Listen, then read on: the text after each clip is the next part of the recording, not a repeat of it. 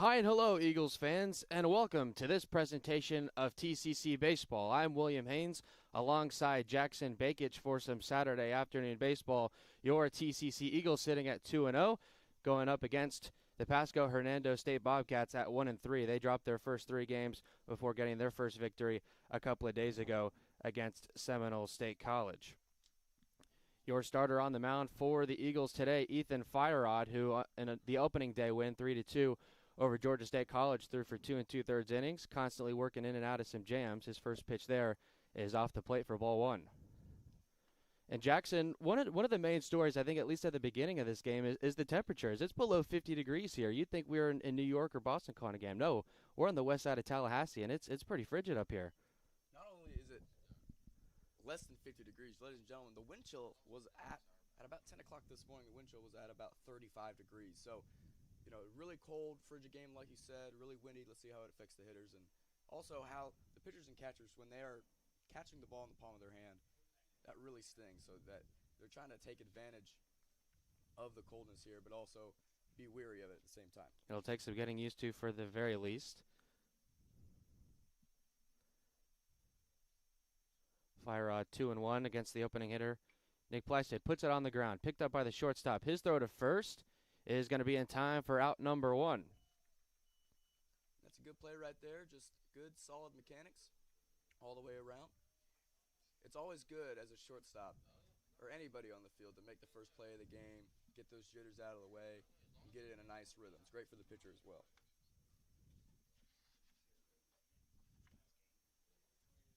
Howski on the put out there at the shortstop position, and now at the plate it will be the center fielder Kyle Murphy. And that one is put on the ground again to shortstop. Sets and throws, and a carbon copy play goes 6-3 for out number two.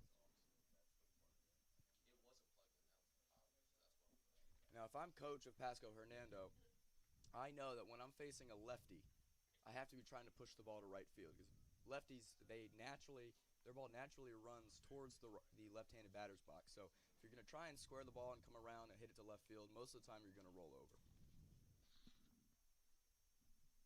Mentioned Firerod in that opening day. Came out of the bullpen after Matt Cooper went 2 2/3, gave up 2 runs on 2 hits, walked 3 and struck out 4. A couple of men were on base when he came into the inning, worked himself out of that jam, and then put on a couple of base runners in the next couple of innings as well. Pitched in a total of 4 innings.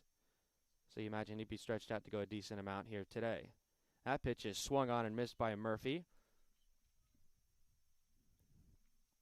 That was a solid pitch down there, down low and away to the left-handed batter. That's a really hard one to get. It looked really good coming out of his hand. It looked like it could have been possibly maybe even a tight breaking ball. Now the 0-2, and that one is just low, blocked by the catcher there. Now, if I'm Firerod, that's a good pitch. 0-2, no reason to put anything in the strike zone. You're trying to make somebody chase. It's a good pitch. 2 outs, base is empty. Firerod looking for the put away here for a nice 1-2-3 inning if he can put a cap on it.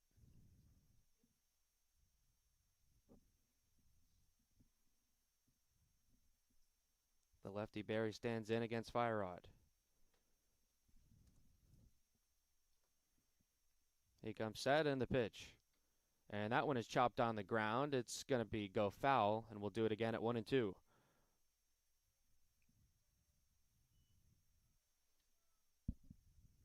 Pretty nice facilities here, would you say, Will, for community college? A nice turf around the back of along down third and first base, and then pretty nice natural grass. Like you said, it's been pretty cold last couple weeks here in Tallahassee. Grass looks great. Clay looks great. It's a great day for some baseball here. It's that time of year. You feel that springtime creeping up when the baseball season gets off to a start. Always beautiful sights here at Eagle Field. Another 1-2 pitch from Firerod. And he leans back at that one, is high and inside. 2 balls, 2 strikes is the count now.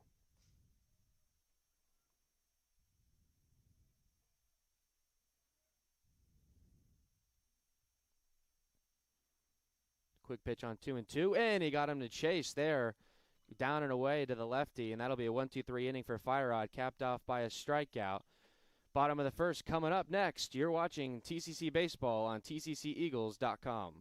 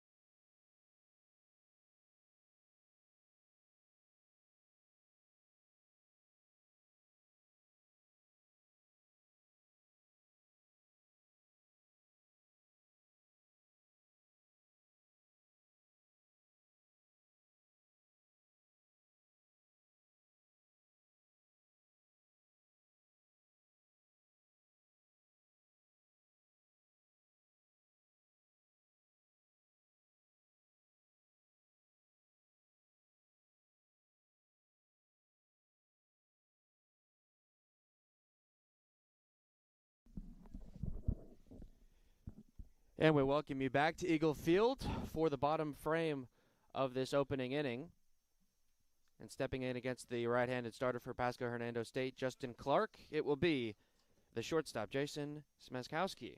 We had a couple of putouts there at the shortstop position to start off, and now lays down a bunt, but it goes foul just wide of the third baseman there. So now no balls, one strike to count. And I don't mind the play there.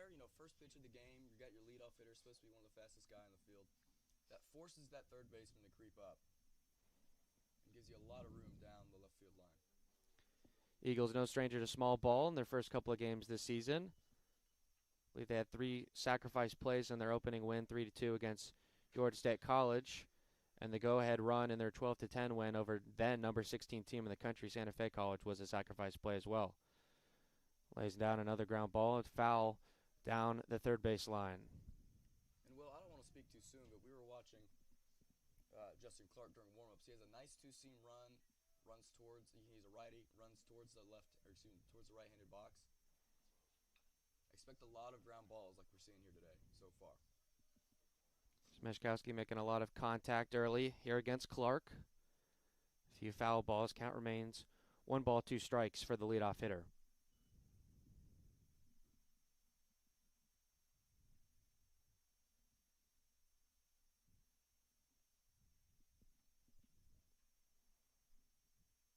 Now the 1-2 from Clark is high, taken for a ball. Count evens now 2 balls, 2 strikes.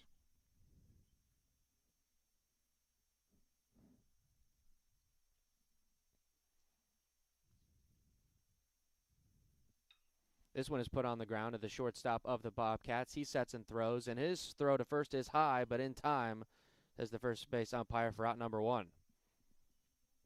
A great play there from Carlos Castillo. He's got the 9-hole hitter, but you can definitely see why he's in the lineup with the defense right there. A good, solid play on the run. And now stepping in for the Eagles, the left-handed bat, Ziggy Thomas.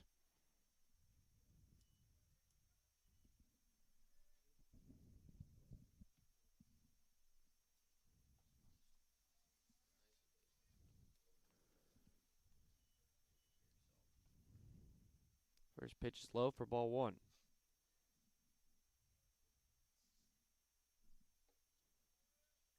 Now another pitch low, and he'll go up 2-0 in the count here. Ziggy Thomas this season, early on, is 1 for 6 for a 167 average. Left-handed bat at the top of the order here today against the righty Clark. The 2-0, and that one they're going to say just got the outside part of the plate. 2 balls, 1 strike now.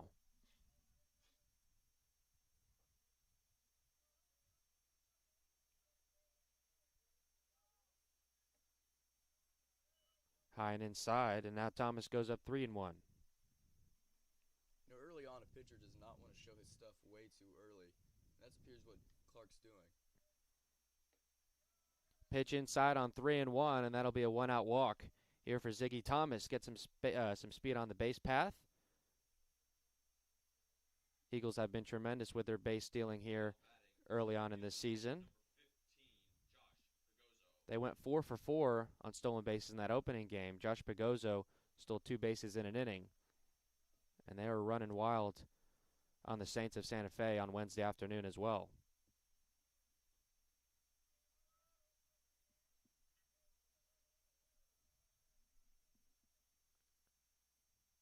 First pitch is low and away for ball 1. Justin Clark pitching out of the stretch for the first time in this game.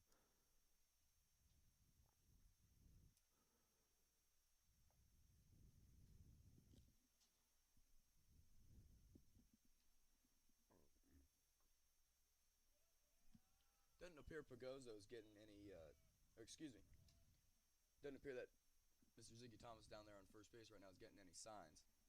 Looks like TCC wants to play some small ball here early, not risk any outs. 2-0 the count. Takes that one right down the heart for strike 1. Thomas not taking a very large lead over there at first. As Jackson mentioned, it doesn't look like they're going to send him, at least not yet. Man on, 1 out. Bottom of the first inning. Ethan Firod with a 1-2-3 at the top of the frame. Of course, that strategy always changes with 2 outs. Puts it on the ground, and the third baseman can't get to it. It's going to roll all the way into left, and the Eagles go station to station. They've now got first and second.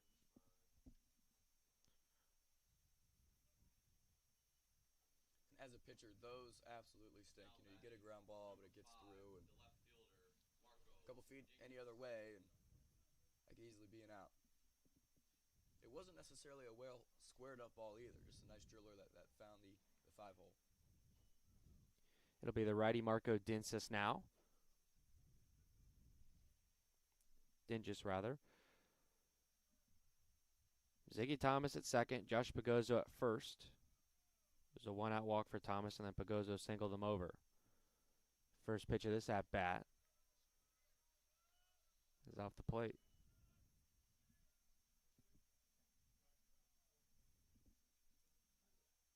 Dingus playing in left field today. Eagles trying to take an early lead in this one. Now the 1-0. Offers at that one and fouls it straight back. Count even now, 1-1 strike.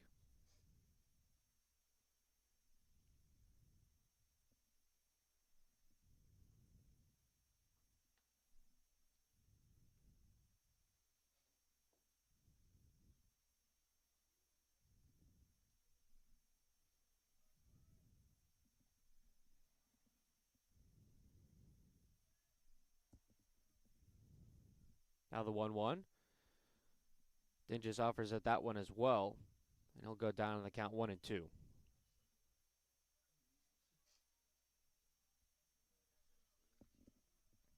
appears Pasco is playing double play depth, which makes sense. However, you're going against that 4-hole hitter.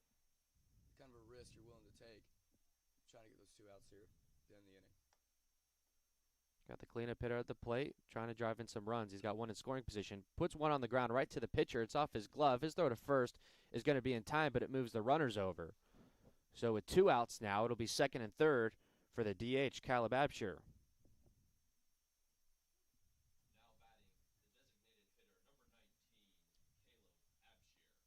And, we're early on here in the season. Pasco comes into this game at 1-3. TCC comes in at 2-0, I believe you said, right? 2-0 this week, yep. And so if I'm Justin Clark, granted I didn't catch that ball right when it was hit to me, but if I make that PFP, it lets me know that all that, preseason pitcher training's been working out. That pitch well inside to Absher. Brushes him off the plate there. It'll be 1-0. Got your 5-hole hitter at the plate, your designated hitter, 2 runners in scoring position. It's a prime chance for the Eagles to take an early lead. The 1-0. That one is low and away. 2 balls, no strikes now.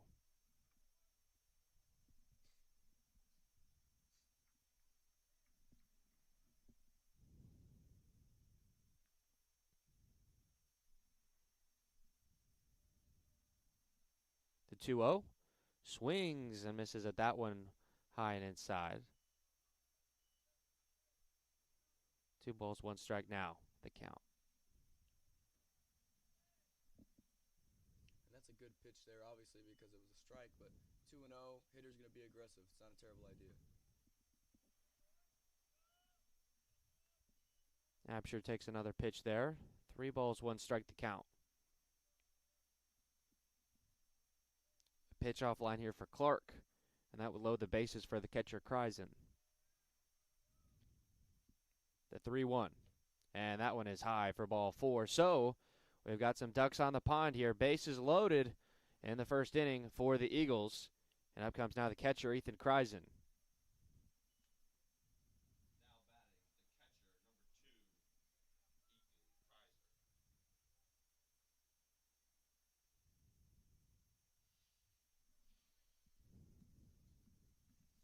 If I'm Justin Clark, I'm telling myself, I'm 1 pitch away from getting out of this inning.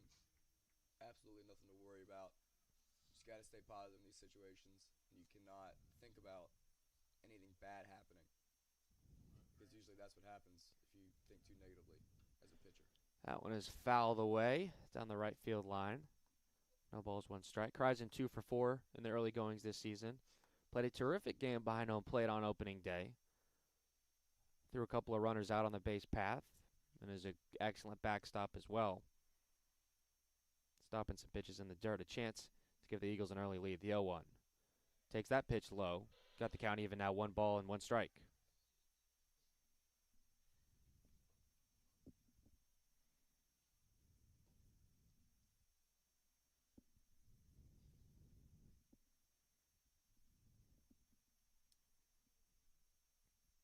Thomas at third, Pagozzo at second, Absher at first. Puts that one on the ground. Picked up by the shortstop, and he'll go to second base for the third and final out of this inning. So TCC had the bases loaded with 2 outs, and the catcher cries and couldn't come away with anything, put the ball on the ground. So after 1 inning, we are scoreless. You're watching TCC Baseball on tcceagles.com.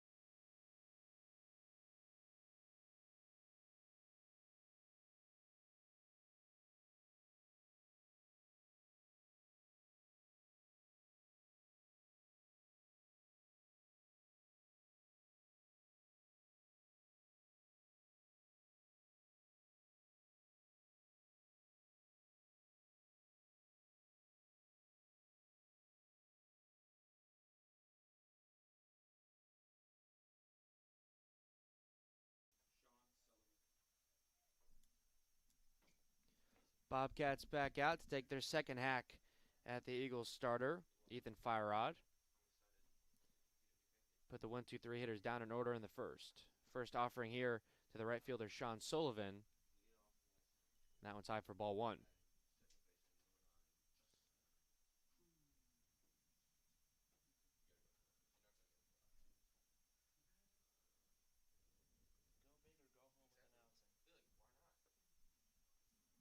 That pitch in there taken for strike 1. I don't think Sullivan liked that one. And I might have to agree with him a little bit there. But, you know, as that lefty, he gets that tail and might have caught that corner. Home plate umpires called a bit of a wide zone for both sides in the early goings, and that's really all you can ask for is that you just keep it consistent for both sides if it is a little bit wide. That one taken off the plate as well, and that one will be called a strike. 1-2 now.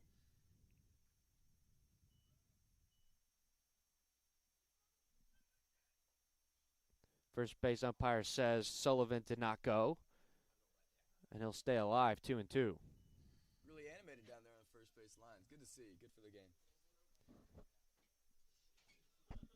Umpires just excited to be here to start this baseball season as the rest of us. Pretty healthy crowd here at Eagle Field early on this Saturday morning. Sunny skies. Sorry, go ahead. Strike out there for Sullivan, and that'll be out number 1. Sullivan came around that ball a little late. Couldn't tell if he was choking up or not, but 2 strikes, you got to be able to protect, make some contact. But great pitch there by Firerod. His second strikeout today. Back-to-back if you go back to the third out of the first inning, and now it will be the left fielder Jackson Burke to stand in against him. That one put on the ground. Picked up by the shortstop, Smashowski. His throw to first is low and cannot be picked out of the dirt by Makai Johnson. So that'll be the Bobcats' first base runner of the day. That's a tough play there by the shortstop, and you're looking for some love from your first base, but you know that's a hard position. Doesn't get enough love in the majors because it's almost expected for every ball to be picked. But that is a very hard position to play down there. And any of you first basemen that are listening, I got you. It's a tough position that people don't give it enough credit. Putting the air down for the shortstop or the first baseman on a play like that? You have to give it to the shortstop, but if you're in the majors, the ball club is considering that an error, but I believe it's still scored as an error for the shortstop. We'll go E6 on that one.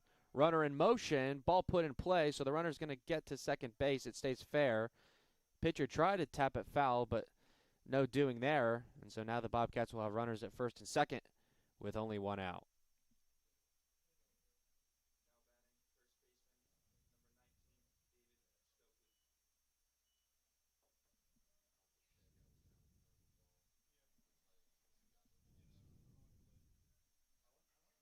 Going to go infield single on that one for Yeager.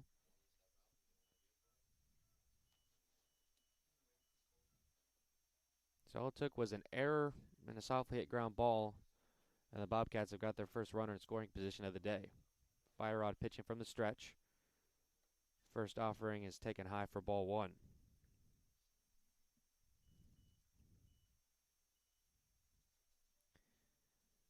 First baseman at the plate now, David Stockley.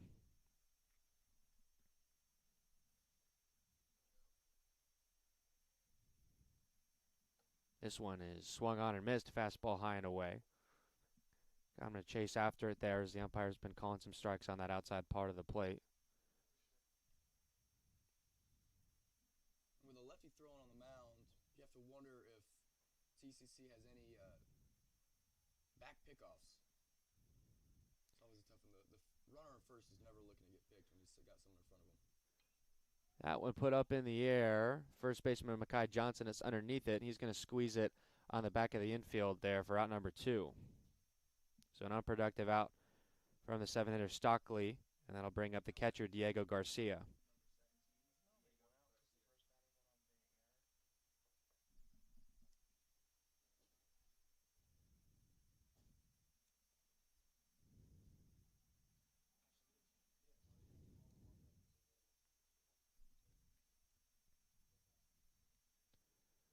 One more out for Firerod to get out of this one. It's been no stranger to jams, as I've been mentioning in his first appearance of the season.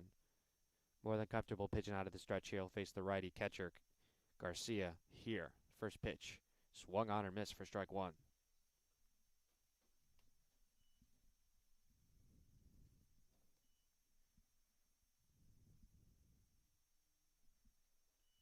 There's always debate, and it's different for every pitcher, whether you throw harder out of the stretch or you throw harder out of the windup. But what I do know is, as a former pitcher, in high school,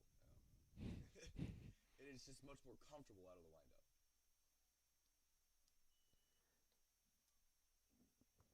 Certainly a situation like this out of the stretch where runners could be going, your delivery could be a bit rushed.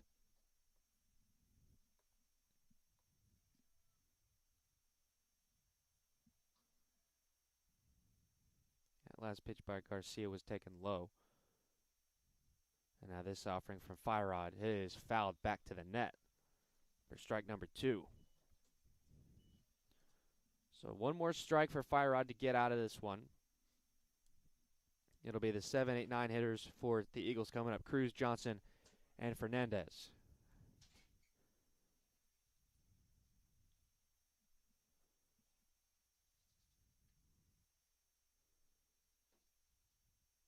Firerod on the 1-2. And they're going to say he went around for strike number 3. So Firerod has a couple of runners on base, is able to get the strikeout to get out of it. After 1.5, we're scoreless. You're watching TCC Baseball on tcceagles.com.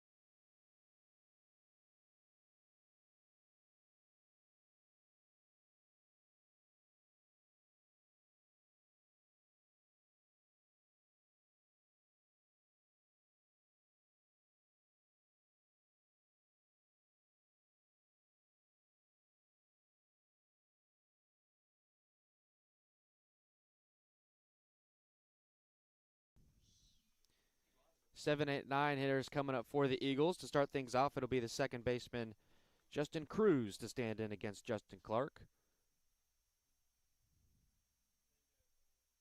Seems like a battle of Justinian proportions.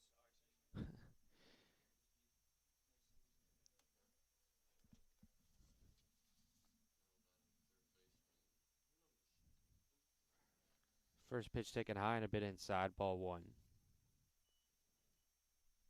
Cruz 2 for 7 early on in this season. Just shy of a 300 average through a couple of games. The 1-0. Got the outside part of the plate. 1 ball, 1 strike. That's a beautiful pitch right there, especially to a right-hander to get that backdoor fastball. Justin Clark's been able to hit that spot pretty consistently. Another one high.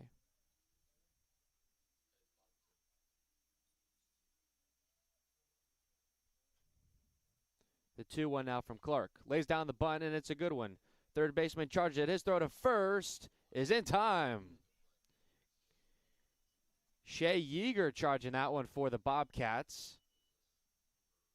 Great pick there from the first baseman. He looks like he got a little bit of a tweener there, but he was able to corral it. That's Caleb Abshir. The first baseman, number 1, Makai Johnson. 5-3 put out to start the inning, and now it will be the first baseman, Makai Johnson. Crowded the inside part of the plate. The pitch from Clark, and that one is grounded foul down the left side.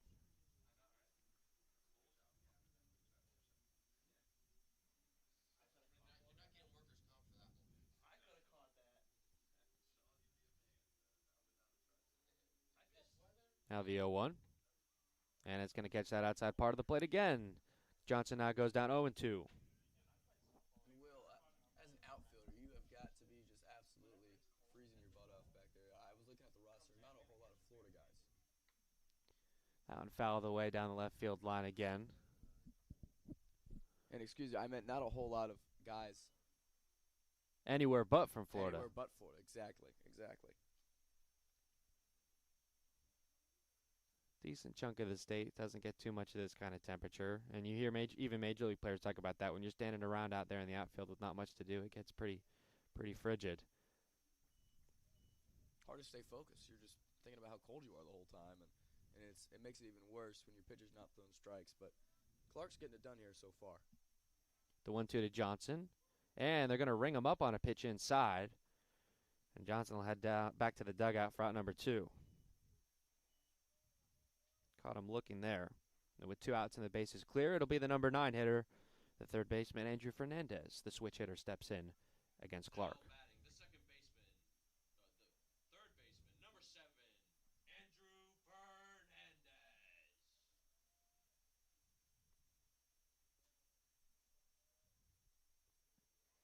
Bobcats have been playing their infield straight up for the most part with bases empty. 2 infielders to each side of second base. A rip shot foul there to Fernandez rather, to get things started. 0-1 now the count. I think he got a pretty decent hold of that one from Clark.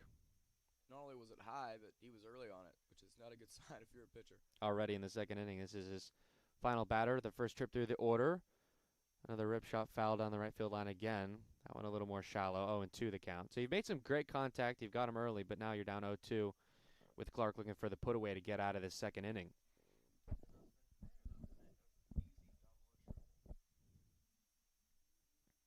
The 0-2 and is outside. Fernandez doesn't offer at it, and he'll stay alive.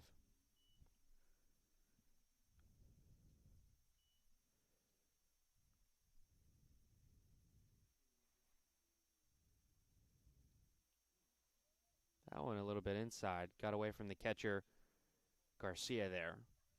So after starting off 0-2, he's worked himself back into the count even 2-2.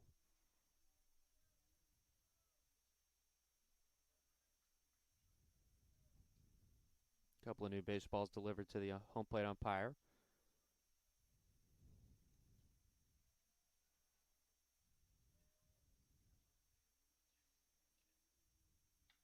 And this one is slapped into center field, but the center fielder, Kyle Murphy, is going to be under it for out number 3. So the 7, 8, 9 hitters come up to the plate, and they go down in order for the first time this afternoon.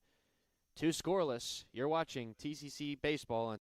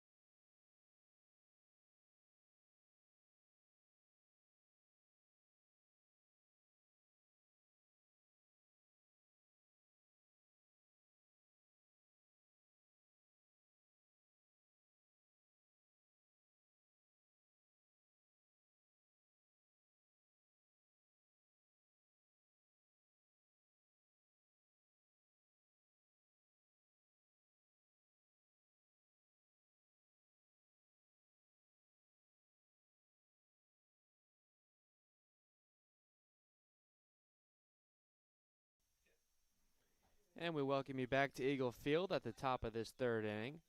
Fire Rod back on to face the 9-hitter before we go back to the top of the order. Start things off, it'll be the shortstop Carlos Castillo. Castillo off to a bit of a cold start, one of his first 11 at-bats, under 100 on the average. Will, we talked about this. If you're getting a brand new baseball, Pearl, as a pitcher, I immediately covered it in dirt. Strike 1 called there. And you do that so it's not so white and bright to the hitter. You don't want to give the hitter any advantage whatsoever.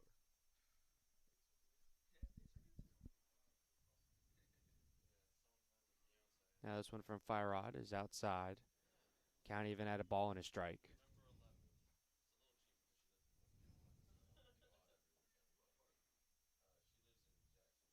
Fire Rod had a nice start in the 1st inning. Got it down 1-2-3, a couple grounders to short and a strikeout. And then the 2nd inning, things got a little bit hairy, as this 1-1 is slapped foul. Strikeout to open the inning, then a ground ball to shortstop. Not necessarily a routine play, but could have been made. And the throw from the shortstop, Smashowski, was low. Couldn't be picked out, so you got a man on first. And then Yeager gets a single, so you got a couple of base runners on. And then a nice job by Fire Rod to work out of it, as he's done all season. Got a pop out to first and a strikeout to close things out.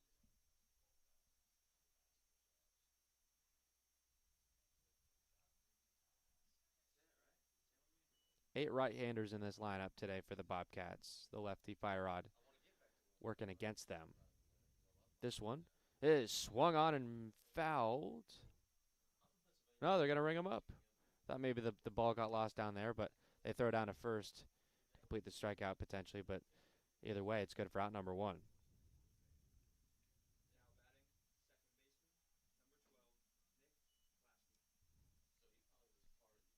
Back to the top of the order now for the Bobcats. Nick Plasted grounded to short in his first time.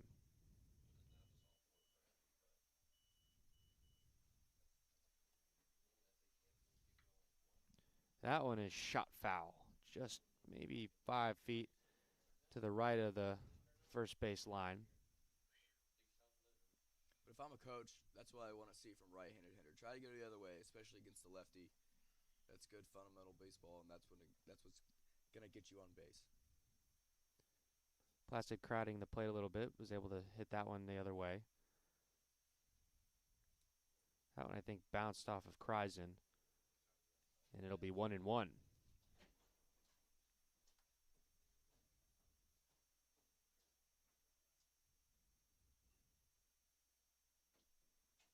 Infield playing him straight up. Outfield as well. That pitch is off the plate. 2 balls, 1 strike now to the leadoff man, Plasted.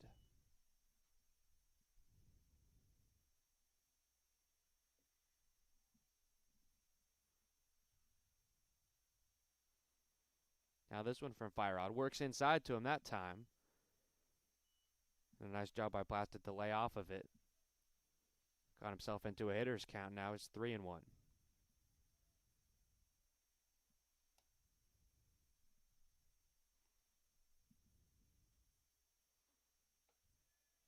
A pitch high, and that'll be a one-out walk at the top of the order. Plastic works a walk. And so with one on and one out now, it'll be Kyle Murphy. First walk of the day issued by Firerod. Had 3 of them in 2 2/3 on opening day this Monday. 4 strikeouts to go along with it. So you get kind of 2 sides of that extreme. Now, if I'm Firerod, I have to have a mental note in my mind. I just walk the leadoff hitter. Maybe I throw it over and take a little look at him, make sure to keep him honest. Yep, that's what he does. Scoreless game here in the top of the 3rd.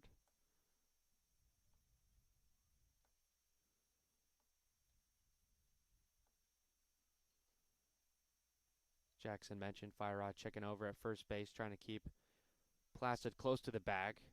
Kyle Murphy, the center fielder, grounded to short. And his first time up, another throw to first to Mekhi Johnson. I'm not saying that Firerod has a bad move, but if I'm a coach of a baseball team, it is vital that all my lefties have a great pickoff move. And right now, like you said, Firerod's just keeping him honest, but let's see if he has a much quicker move in his back pocket. Pretty short lead for Placid. The first pitch of this at-bat is high. So I think the first 3 throws you call to the sequence. Firerod is certainly thinking about that runner over at first base. And it might not show it on the stat sheet, but just that leadoff runner being on first base. Pitch outside, swung on and missed there by Murphy. 1 ball, 1 strike, now the count. That leadoff runner on first base can be debilitating to a pitcher in terms of his mental game, and he's thinking too much about his runners instead of who's at the plate, and that can cause some serious damage down the line. Giving up some hits and giving up some runs.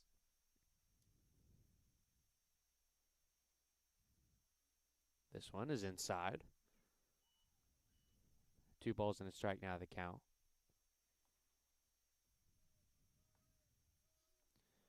So with the runner at first, it's the first baseman, Mekhi Johnson, to hold him over at the bag, and the second baseman, Cruz, creeps in a little bit closer to second base than he typically does to try and cover that spot, should he need to. Outfield still playing straight away. Maybe shifted a little bit to the left side. Gets the left-handed hitter, Kyle Murphy. The 2-1 offering for Firerod, and that one is low. Placid scampers back into first base.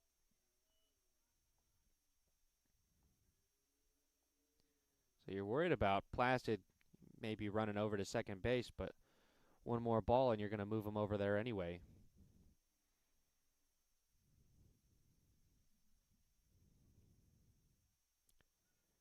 On a 3-1, throws back over to the first baseman, Johnson. I think it's clear Placid doesn't necessarily an intent of going here, but Firerod checking in either way. A little bit of a chess game here. 3-1. See if he's going to go anyway. Probably the biggest lead of the at-bat he's got here, and so Firerod staring him down. We'll throw back to first base again.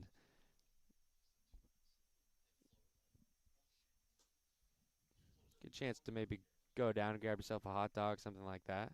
It's been a long sequence here for the number 2 hitter. Pops that one up in the air. Center fielder Pagozzo backtracking a little bit, but he's out in front of the track there for out number 2.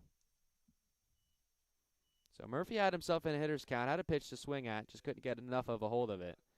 And so with 2 outs, Plastic will stay at first base. It'll be the DH, Adam Berry. That wind is swirling around up in the air. It definitely was not helping in that situation either. Got a jet stream up there.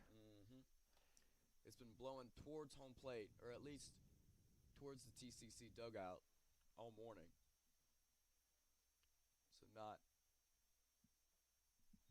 So definitely not advisable for a hitter trying to take the ball to center field.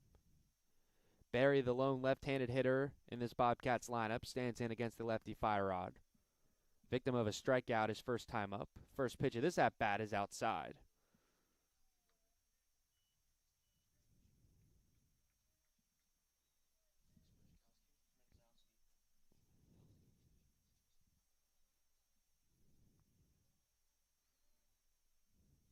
Now the 1-0. Fouled back to the screen. It'll be 1-1.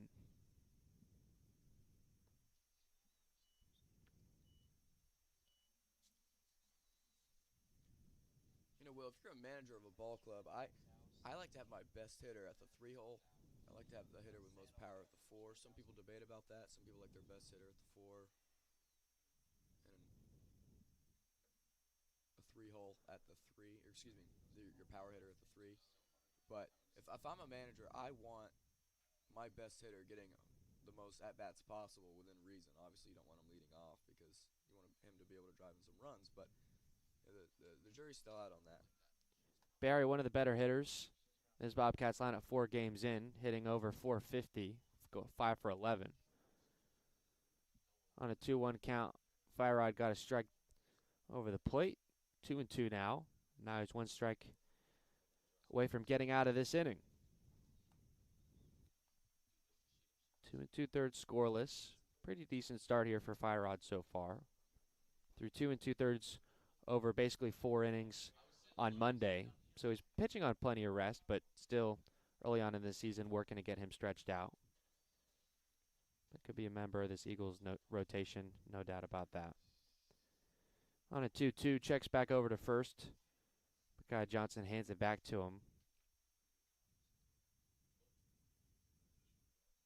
If I'm Fire Rod, it's 2-2, 2 outs. I need to be confident in myself to get the strikeout or get a ground ball. Just like that. Instead of going over to the pitcher, but he gets it done. The pitch on the outside part of the plate gets rung up there, so a strikeout to punctuate that inning. A 1-out walk, and Fire Rod works out of it. So heading to the bottom of the 3rd.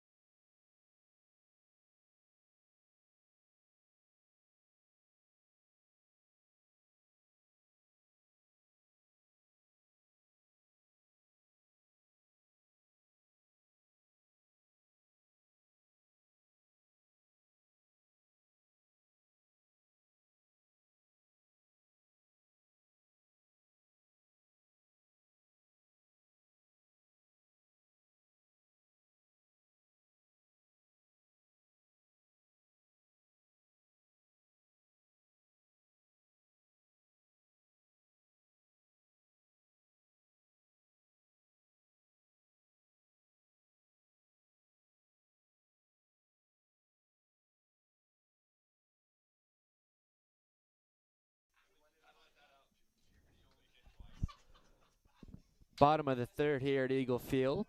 We go back to the top of the order. Jason Smeszkowski grounded out to short to lead off this game for the Eagles. Stands in now for the 2nd time against Justin Clark. First pitch called a strike on the inside part of the plate.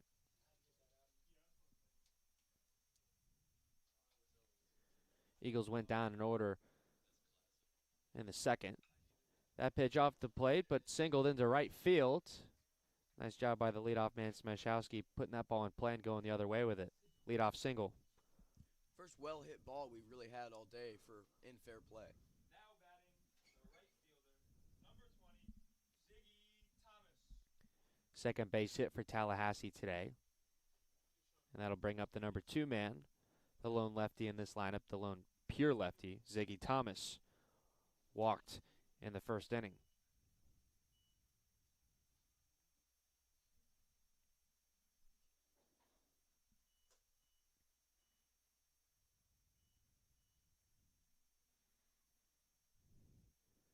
Clark now working out of the stretch.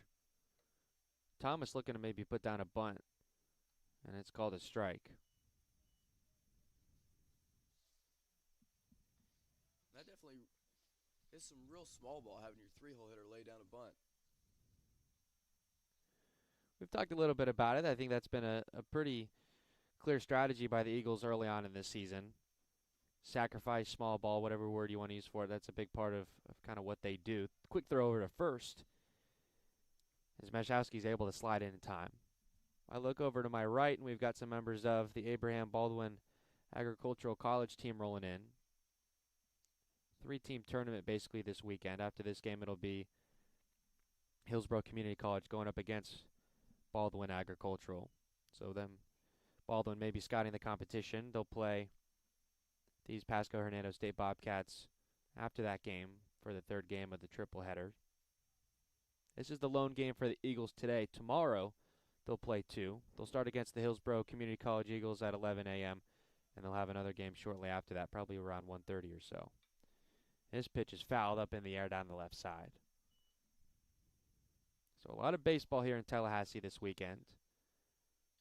You never have enough of it. Absolutely not.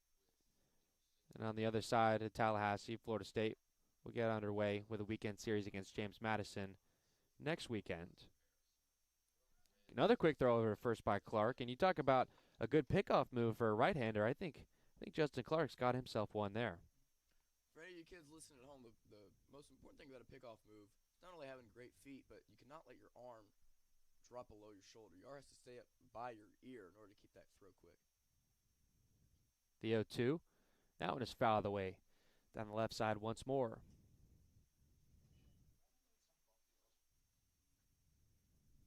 But like I was saying, Clark, he doesn't let that arm drop below his shoulder. He keeps it up by his ear, makes that quick snap throw. You have to have a strong arm, obviously, to be a pitcher, but you can't rely on straight mechanics to have a good pickoff move. Another 0-2, and that one is laced up in the air. A couple of players under it. And the shortstop trying to make a diving play to his back. Can't get there. And that's going to fall. I believe you probably call that an E6 against Carlos Castillo. I disagree with that. That's a pretty well hit enough ball, and that's not a routine play for its shortstop. I definitely say that's a hit. Between the outfield and the shortstop there. Kind of in no man's land. Either way, it'll be a couple of Eagles on the base path, first and second. For Josh Pagozzo, who singled for the first hit of the day in the first inning. And that the ball always tends to drift towards the foul line, plus the wind was helping out that push. Definitely not an easy fly ball to corral. Slider taken off the plate by Pagozzo. Starts off 1-0.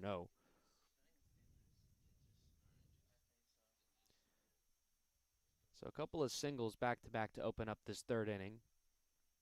Eagles looking for the first runs of this game. Runners in motion, and that one is up and in. I think it gets a piece of Pagozzo. He's going to head to first. So the runners were going. I think they would have gotten there in time. But either way, now it's going to be the bases loaded the second time the Eagles have had that in this game. You got to hope Pagozzo's okay, but, TCC ran the old double steal, get hit by pitch play. You don't see that too often in the league. Works like a charm. So Pagozzo's going to be all right. He'll jog down to first base, a little bit shaken up, understandably. Now batting, the left fielder, number 5, Marco Dinges. And now you've got yourself in prime position. Your 1-2-3 hitters all get on base. Nobody out. You've got your cleanup man, Dinges, at the plate. If you're Dinges, you got to be thinking right side of the field, and you got to be thinking get the ball in the air. His at bat in the first inning was a soft grounder to the pitcher, and it moved a couple of runners over. I can't imagine you're really thinking that kind of small ball here, but a ball in the air would likely drive in a run. That pitch kind of sweeping in the zone, taken for a strike.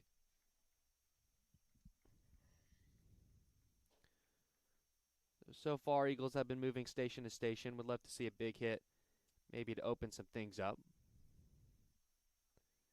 This one taken off the plate.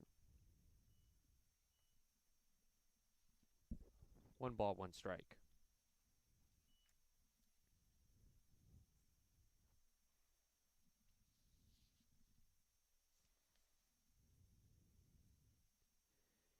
Then just early on in the season is 1 for 8. Now count his first up by 1 for 9. And that one is laced into right, and that's going to be a base hit. 1 run comes home. They send another. The throw to home is offline. So a 2 RBI single for Marcos Dinges gives the Eagles an early 2-0 lead. Smeshowski and Thomas driven in on that one. That's good fundamental baseball right there. You push the ball to the right side, whether it's caught, whether it's in the air, whether it's on the ground. Obviously, it's a line drive, doesn't help you. But whether it's on the ground or it's in the air, you're going to score at least 1. And TCC was able to get 2 there. Great, great fundamental baseball.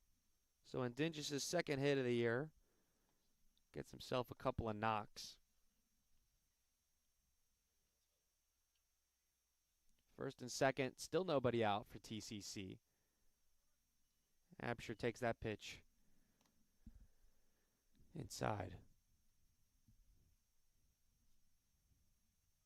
So you like to see the runs, but still big opportunity to add on. Maybe leave a crooked number on the board against the Bobcats here in the third. That one is cut on and missed. Sword-like swing there for Absher. Now it'll go 1-2. You can hear that wind howling. Whew. Yeah, that flag out there in center field is whipping a little bit. Pitch there taken off the plate. 2 balls, 2 strikes. Will O'Glory's taking a beating up there.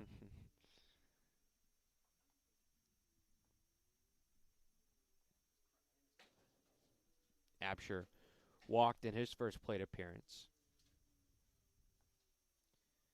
The Eagles have been seeing Justin Clark pretty well so far.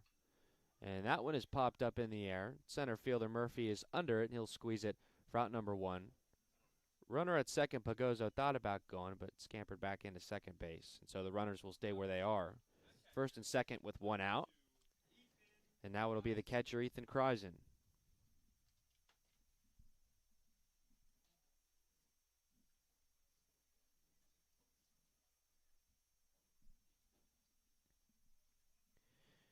Kreisen, victim of a strikeout in the first inning in his first at-bat of the game.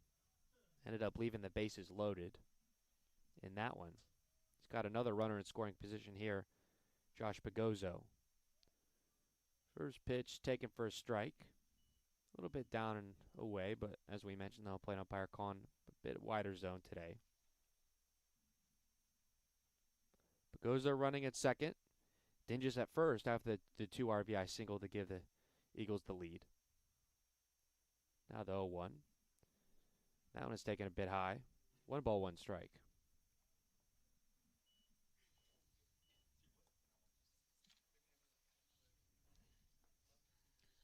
Now, if I'm Clark, I'm still telling myself I'm 1 pitch away, I'm 1 ground ball away from getting out of this inning, only being down 2. Still in prime position to get a win in this ball game. I know it's not looking too good now. Runners in motion, and that ground ball is going to get through on the left side. Runner comes in to score, and the throw to third is not in time.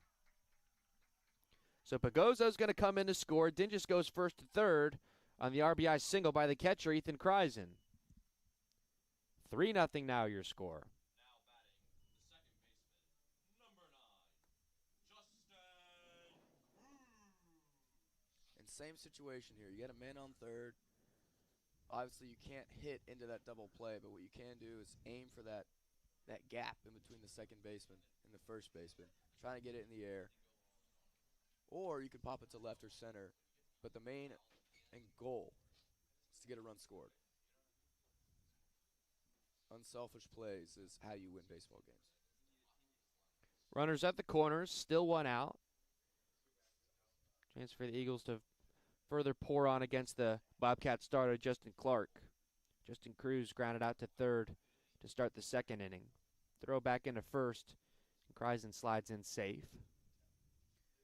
First and third with one out. Let's see if TCC has any first and third plays on hand. Third base coach was talking to Dingus right there. Could have something in the works.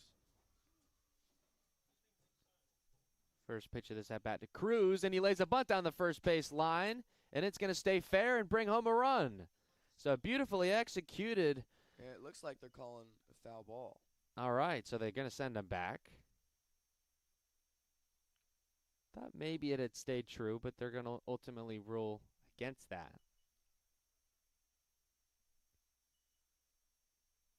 But for a while there, a well-executed safety squeeze by the second baseman, Justin Cruz.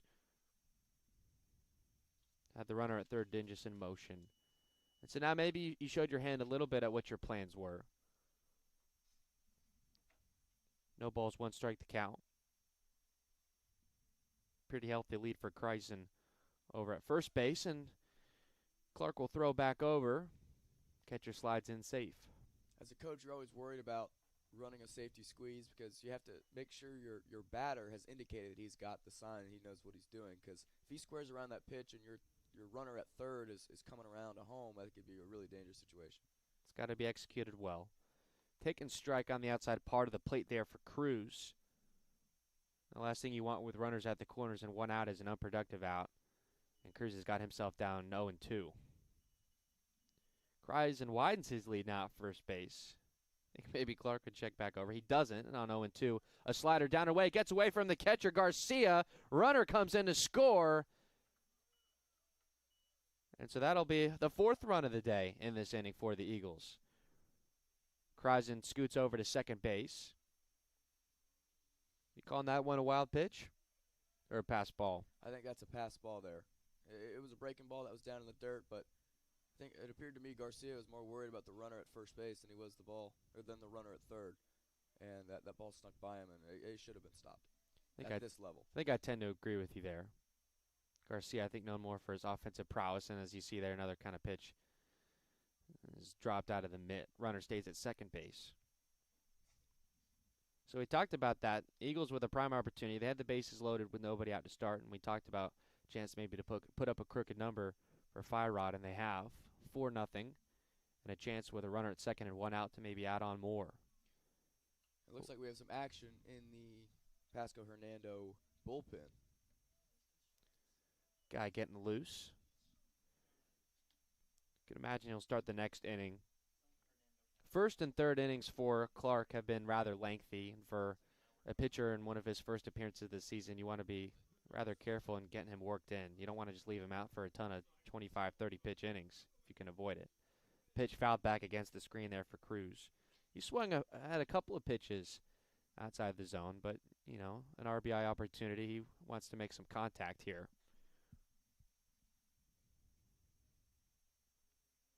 There's no such thing as a hitter that is afraid of failure. Good hitters are focused on making good plays and not trying to get walked. Chases that slider there with 2 strikes, and he'll head back to the dugout on a punch out. And up now comes the first baseman of Mekhi Johnson, who went down looking in his first time. Now batting the first baseman, number 1, Mekhi Johnson.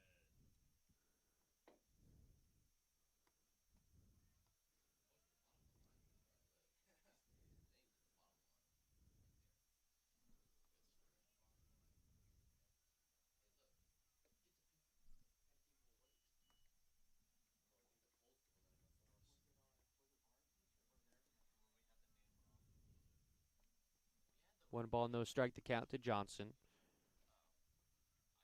8th man to come to the plate here in the 4th. Now this one is low from Clark as well.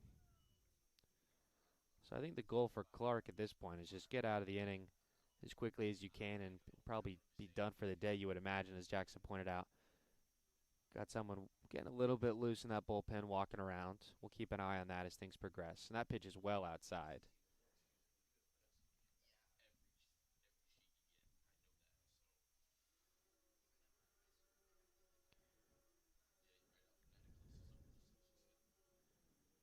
First baseman Stockley playing close to the bag. Second baseman in close as well. So there is an opening on the right side if Johnson could go the other way. This one is outside. Taken for a strike, though. The runner in scoring position, and Clark pitching the right-handed hitter outside. You'd love to be able to slap an opposite field hit if you can get it. There's a saying, 2 hits win championships. 2 outs, runner at second. This offering from Clark, and it's fouled, chopped along the left line. Coach Mack with the hands down there for TCC. Head coach for the Eagles.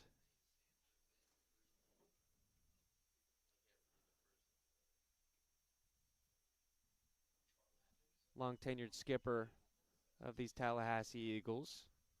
Been a guiding force for this team for almost 2 decades. That pitch high to Johnson, and he'll walk. So a nice at-bat, even with 2 strikes, to get down to first base and keep the line moving. It'll be the 9th hitter to come up to the plate in this inning. It'll be the switch-hitting third baseman, Andrew Fernandez. If I'm Justin Clark, there's absolutely nothing lost there during that at-bat. You now have a force at third base, and you are now going against the 9-hole hitter. However, it is a righty versus lefty matchup, which isn't always the best. Interesting dynamic to have your 9-hitter a switch. Presents some difficult matchups before you flip over to the top of the order. And I've always thought of the righty versus lefty phenomena as something you split hairs with. You know, if it's a good hitter versus a good pitcher, righty versus lefty comes into play. But that one is put just over the pitcher. Second baseman comes in, and he's got no play. And the Eagles have the bases loaded for the 3rd time this afternoon. I think certainly some luck came into play there for Fernandez. The chopper just over the head of the pitcher, Clark, and the second baseman, Plastid, couldn't get to it in time. Had the ball in his hand, but by the time he did, Fernandez was already on his way across first base. So an infield hit there for Fernandez, his first of the afternoon. So that'll load the bases with 2 outs. As the Eagles bat around, it'll be Zameshkowski for the 2nd time in this inning. Pitch gets away from Garcia. 1-0. Now I'm going to have to find a place to put this at-bat in my scorebook. First time this season, the Eagles have batted around. Happy to bring it to you here on this Saturday afternoon. Runners at first and second, taking a sizable lead. Bobcats aren't going to hold them on. Pitch inside. Zameshkowski kind of turns away from it. 2 balls, no strikes. And, of course, the Eagles have been well-disciplined this inning, but both teams so far have been very well-disciplined. Not a whole lot of bad swings. And we've had a couple here and there, but that's part of the game. But not a crazy amount of bad at-bats here during this game so far. Garcia comes out to have a little meeting with Clark. Pitcher in the bullpen getting fully loose now for the Bobcats. Now that he's taken his shirt off, or his sweater off, we can give you a number on him. It is Justin Stewart, the righty, sophomore, getting loose in that right field bullpen.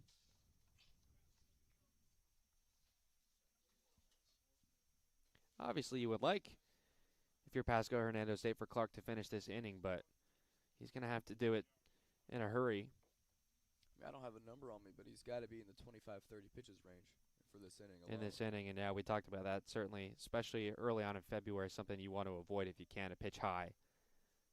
I'm not going to say he's lost the strike zone by any means, but had a walk a couple of batters ago. He's got 3 balls, no strike count with the bases loaded, which is never what you want. See if they give Zameshkowski the green light. They do not. It's taken for a strike on the outside part of the plate with 2 outs. If I'm Coach Mack, I don't think I'm swinging until 3-2.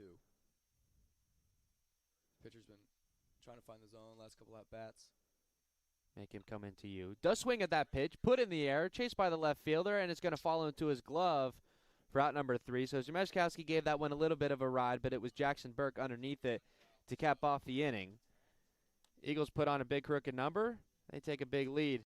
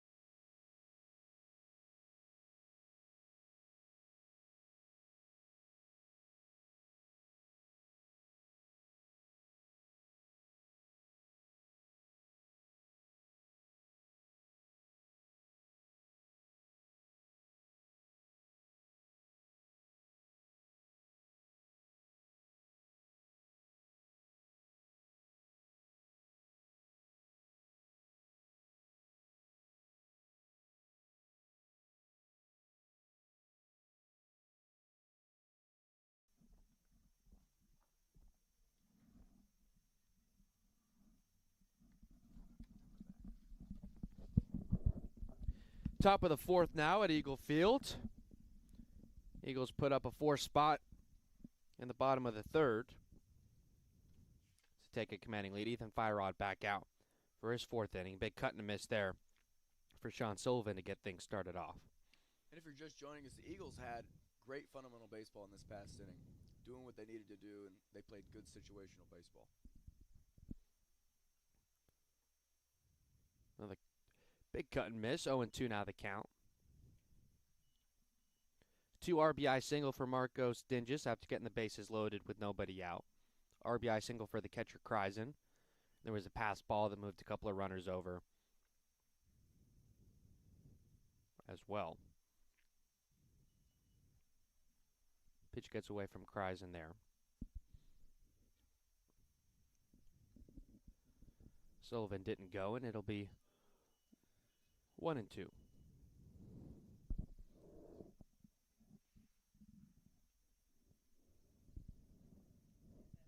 If I'm Coach Mack, I'm loving what I'm seeing from Firod so far. Obviously, he's thrown a shutout, 2-hit shutout, but early on this at-bat, granted it's the 8-hole hitter, but he is getting ahead early, and deeper in the game, that's what you want to see.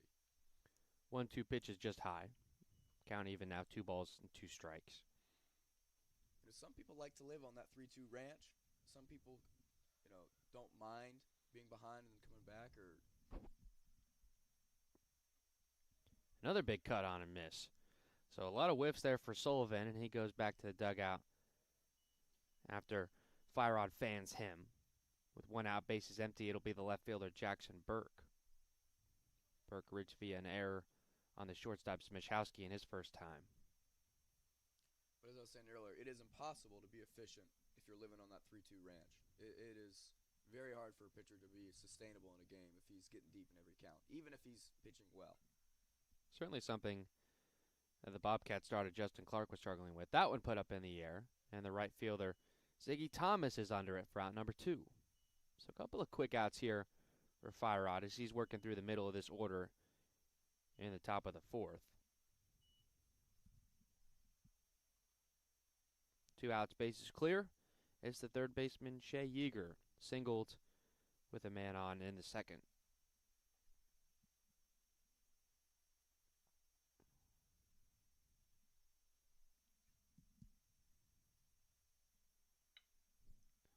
And that one hit to the third baseman Fernandez. His throw to first is in time. Route number 3. So a quick 1-2-3 inning. A nice play for Fernandez. We'll head to the bottom of the fourth.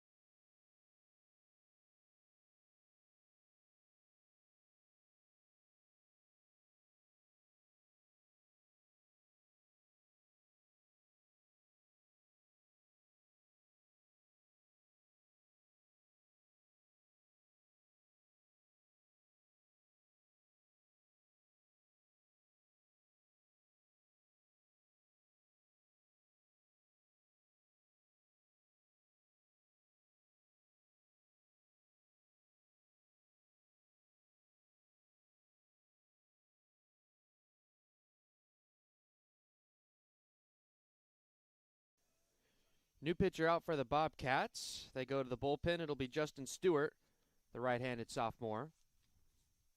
So Clark finishes just 3 innings pitched. Gives up 4 earned runs. He just showed his breaking ball here during his warm-ups. Looks pretty tight, looks pretty good. Got a nice two-seam fastball. Just showed righty, as you mentioned.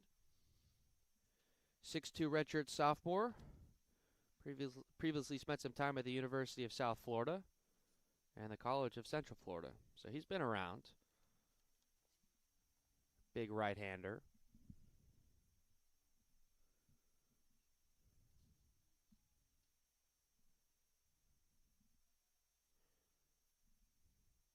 To start things off, he'll be tasked with facing the 2, 3, and 4 hitters. It'll be Ziggy Thomas to get things started. He's reached base both of his times at the plate. Walked in the first, hit a single to keep the line moving in the third. Lone left-handed hitter in this Eagles lineup. First pitch here from Stewart, and that one is swung on and fouled back towards the warm-up circle right in front of the Bobcats dugout.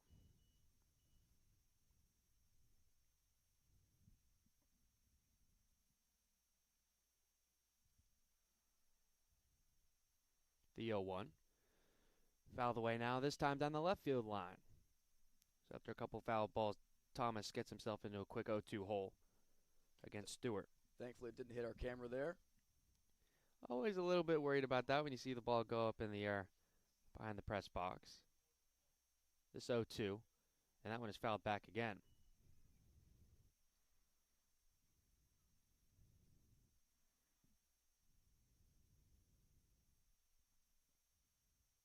Here's the wind starting to die down a little bit. Could be a factor later on in the game. This 0-2 from Stewart is off the plate. 1 ball and 2 strikes.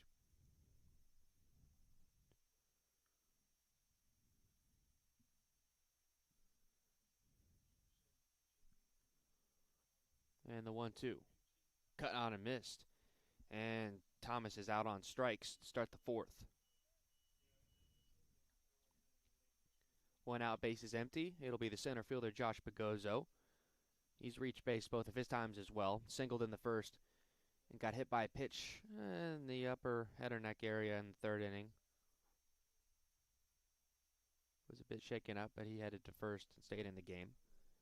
Actually ended up coming across to score on that 2 RBI single.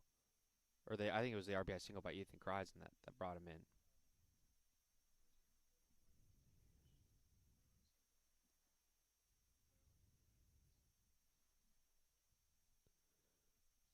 The 1-0 count. Cut on and missed. So Stewart comes into this game in the 4th, and he's getting a lot of swing and miss action here early. Stewart comes in. He's a big boy coming in at 6'2", 227. As you mentioned earlier, had some stints with some other big ball clubs like University of South Florida, College of Central Florida, as you stated. So, he's got some gas coming out of that right arm. Yeah, you can tell just from watching him, he came from that kind of level of play. The 1-2 pitch here is high and away. If you're curious on the final line on Justin Clark, I've got it here. 3 innings, 5 hits, 4 runs. Not sure exactly how they're going to score that as far as earned. There was a run that came across scoring a pass ball, so maybe you say 4 runs, 3 of them earned. 3 walks and 3 strikeouts to finish his day. And now Stewart spells him in the 4th. Full count now to Pagozzo.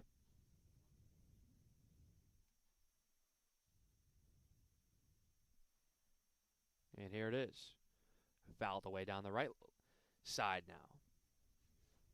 So Pagozzo seeing some pitches against the new Bobcats hurler. And Will, earlier you talked about productive outs, and I think sometimes people think productive outs have to be balls put in play or have to be, getting runners on base. But, taking a pitcher to 9 or 10 pitches in an at-bat can be just as productive as getting someone on base. And some might say, well, why do you think that? Well, the further and the deeper you make a pitcher go into a game, the more tired he's going to be, the earlier he's going to get pulled out. And there's just a multitude of things that happen. And also, when you see more pitches during an at-bat, that gives you a better opportunity to square one up. So there, appears that Pagoza obviously had a very productive at-bat because not only did he make Stewart throw some pitches, but he also got on base. But just because you don't get on base, if you take a pitcher to a deep amount of pitches in at-bat, that can be just as productive. Totally agree with you there. Has an effect on the whole team, really. And that's what the Eagles have been able to do early on in the season. One guy setting things up for the next. So 1 out walk for Pagozo, and that brings up Marcos Dingus. 1 for 2 on the day. A 2 RBI single in the third to get the scoring started. Eagles lead 4-0 here. Bottom 4. They go to the bullpen. Runner goes, and he's going to make it in time. No throw from the catcher Garcia, so that'll be a stolen base for Pagozo. He had 2 on opening day on Monday. What a great jump he got on that.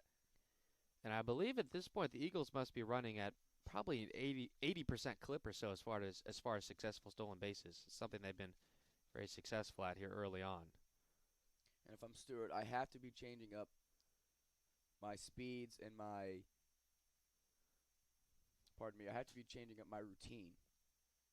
Got to shake things up a little bit. Big lead at second. Pitch outside.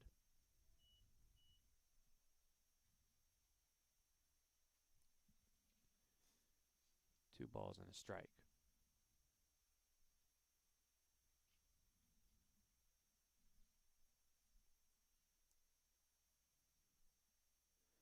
Now this one from Stewart. Taken low, 3-1 now.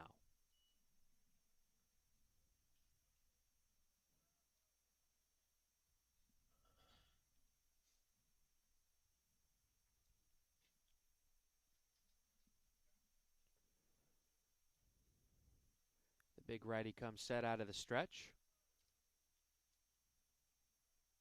And the 3-1 delivery. And that one is slapped to the right side. The second baseman can't get there in time. They're going to send the runner from third, and the throw home, and that one is offline as well. So call it an RBI single there for Marcos Dingus. Drives in Pagozo, who got things started with the 1 out walk, stole second, and they came across a score there on the single. And before the game, we didn't see any infield-outfield from either of the teams, so it looks like Tallahassee is well content with being aggressive on the base pass despite not really seeing the arms of Pasco Hernando. Third run batted in on the afternoon for Dingus. Exactly the production that you want out of that cleanup man, as you were mentioning earlier, Jackson. 5-0 now the lead for the Eagles here in the fourth. Tallahassee gets towards the other side of the slam as well. Wind's starting to pick up back in the outfield as well.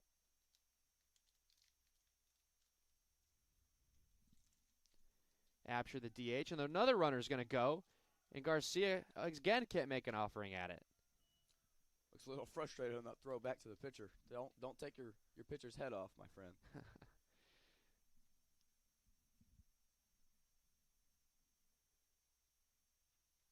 You can't blame Garcia. He's not had the best day so far. Back-to-back stolen bases here. I believe that they ran a double steal in the third, but it didn't matter because there was a hit by pitch. This went off the plate to Apsher. And had the catcher been set up to catch that ball outside, he may have gotten the call. However, the pitcher missed his spot, and when a pitcher misses his spot, it does not look good in terms of the eye of the umpire. And you're most likely not going to get a call if it's close if you miss your spot.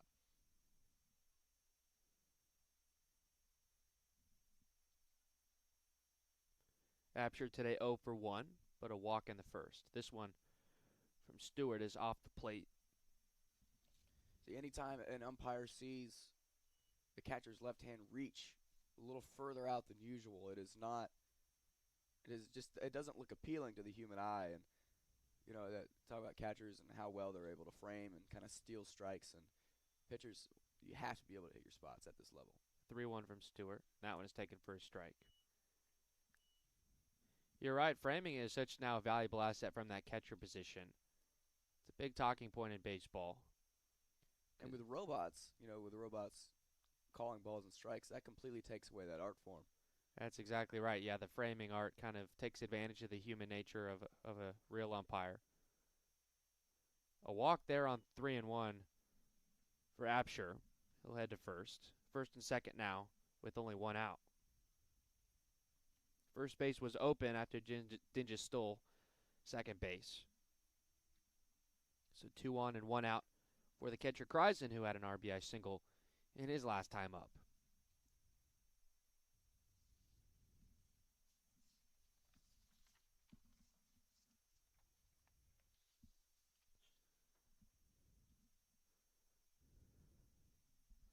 Looks like Pasco is going to let things play out with Stewart.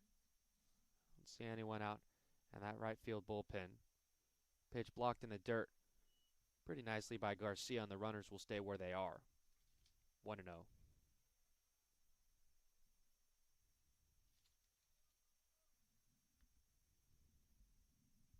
We stated earlier, Tallahassee looking fly with some nice Letterman jacket windbreakers. Kind of a nice combo there, old school looking look.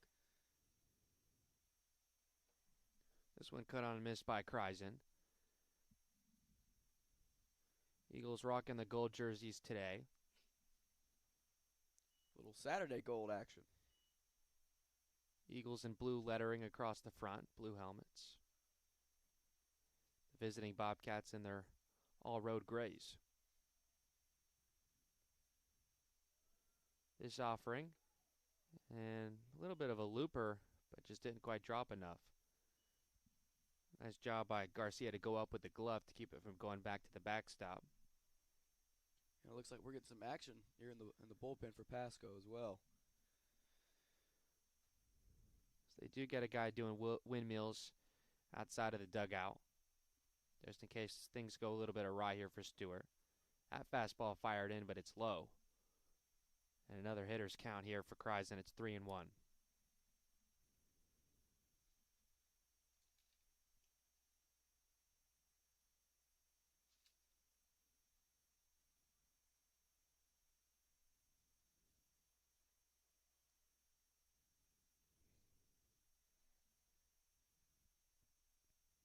This one from Justin Stewart. They're going to call that one a strike on the outside part of the plate.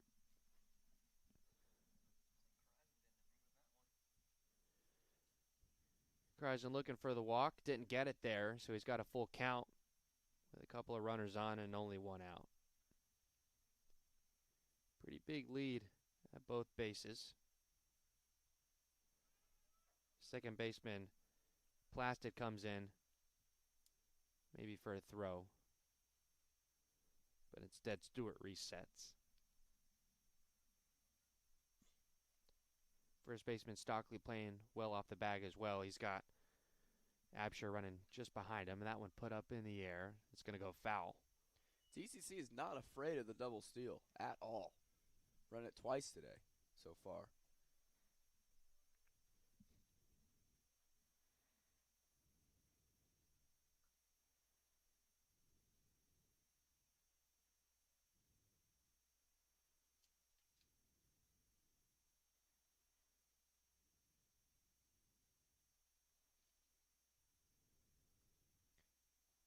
And that double steal, it's a play that's not run a lot, and I feel like a lot of defenses are not prepared to defend against it. I think you're right about that. A full count here to Kreisen fouls it back towards us against the screen.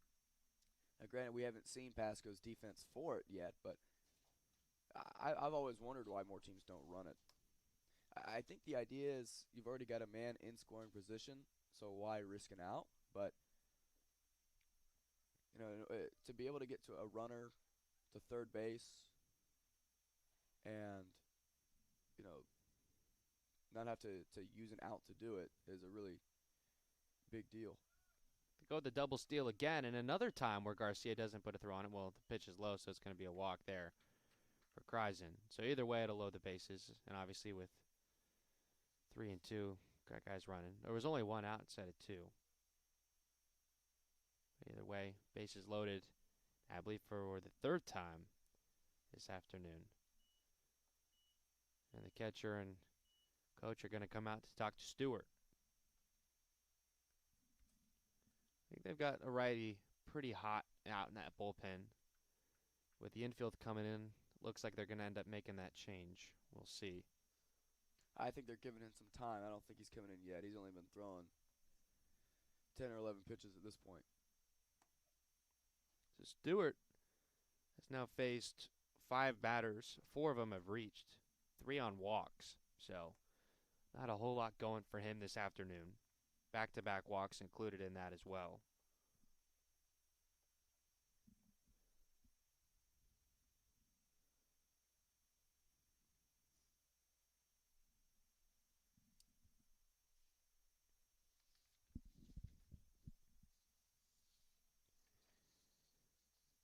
And you're right, Stewart's going to stay out there. The righty warming up in the bullpen, the freshman Joel Rodriguez. Either way, he's going to be most likely the next hurler that we see in this one. Well, you never know. I mean, Stewart's only given up a run, and he's one pitcher. If he gets out of this jam, you probably see him in the next inning. But if he gets up 2 or 3, you can't imagine he's coming back out. Dingus at third, Absher at second, Kreisen at first. Bases full with only 1 out for Justin Cruz. First pitch to him, fired in but high for ball 1. So the fastball certainly has been there with the velocity, not necessarily the location. Probably one of the fastest throwing pitchers we've seen so far this season. We mentioned his previous stops. That one fired in there for strike 1. And you wonder if Cruz had the take sign there, because that ball was right down the middle. Right down Tennessee Street. This one from Stewart, and a little bit of a change up there, taken but high. Cruz rubs some dirt on that left hand. As a pitcher, that call is infuriating, because that ball, obviously it's a ball, but it hits the catcher right in the glove, and usually when you hear that noise and you get that sensation of hitting your exact spot, but it's still high, it's very aggravating. This one is fouled up in the air. It's going to stay in play. The right fielder, Sullivan, chasing it, and now it falls out of his glove in foul territory, I believe. Runner comes across the score, but the umpire is going to send it back. So it was just foul of that right field line. Good hustle there by both it was the second baseman Plasted that came in. Fielder. So another example of a ball kind of flying into no man's land. I thought off the bat it was sure to go foul, but it just kind of floated up there in the air long enough. Stayed true. That's one of those situations where it might be advantageous to let that ball go. Obviously, if you don't know if it's going to be fair or not, you have to make the catch. But at that point, if you know it's foul, it's almost advantageous to let it drop, because now you have 2 strikes, which is much harder to hit against. But if they catch that ball, that's an automatic run for TCC. The 2-2 offering to Cruz, and that one's over his head. Has to duck underneath it. It's a couple of times the Bobcats have gone up and in. I don't think that one was intentional by any means. I think it just got away from him. But as these kind of things go, something to keep an eye on. The 3-2. And that one inside to him again. Puts it on the ground to Plasted. Plasted goes to short to second base and out of first to complete the double play. So Eagles had the bases loaded with 1 out. Soft ground ball there by Cruz, and the Bobcats get out of it with a double play. You're watching TCC Baseball on tcceagles.com. Yep.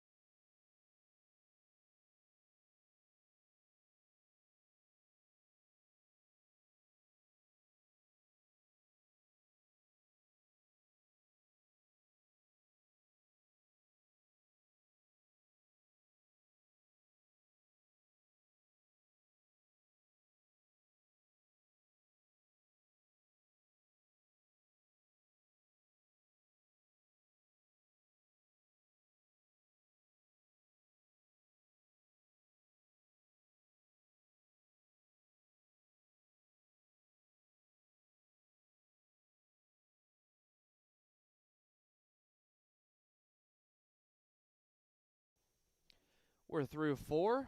Top of the 5th coming up. Ethan Firod back on for his 5th inning. So a chance if he can get through this one for his first victory of the year. He'll face the 7, 8, 9 hitters. David Stockley, the first baseman, will get things started off. Got him to pop up to first in his first time. This offering catches the outside part of the plate for strike 1. And that's a great pitch right there. Great to start off with. Lefty getting that outside corner with his seam. Two-seam fastball kind of leading toward the left-handed batter's box. Firerod's retired 5 in a row, dating back to the 3rd inning. That ball is put away foul behind the right side bleachers. Now 0-2 quickly the count to Stockley.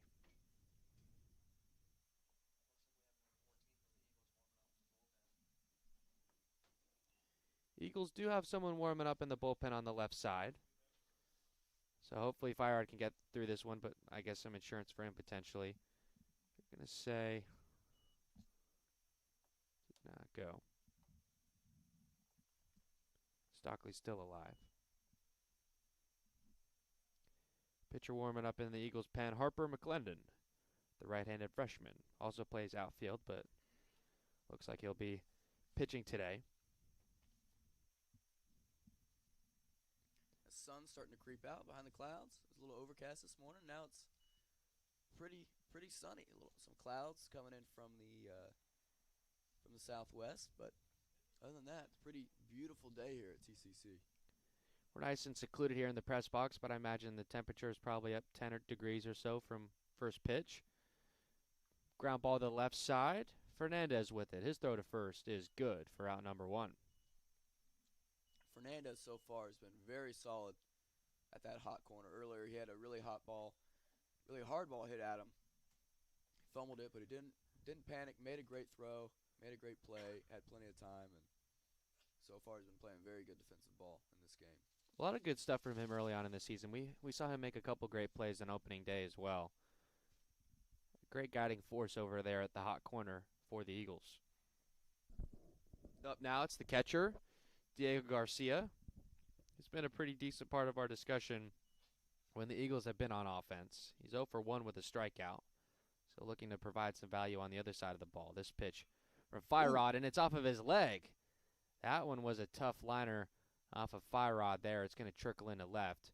So Garcia does get that base hit, potentially taking some frustration out on that baseball after his struggles behind the plate.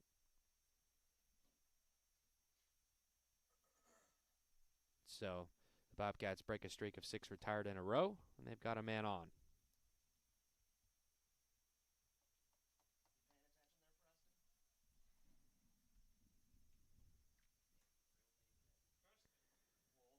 Ethan Kreisen going out there to check, see how Firod's doing. He's walking around behind the mound, trying to, I think, kind of shake that ball off.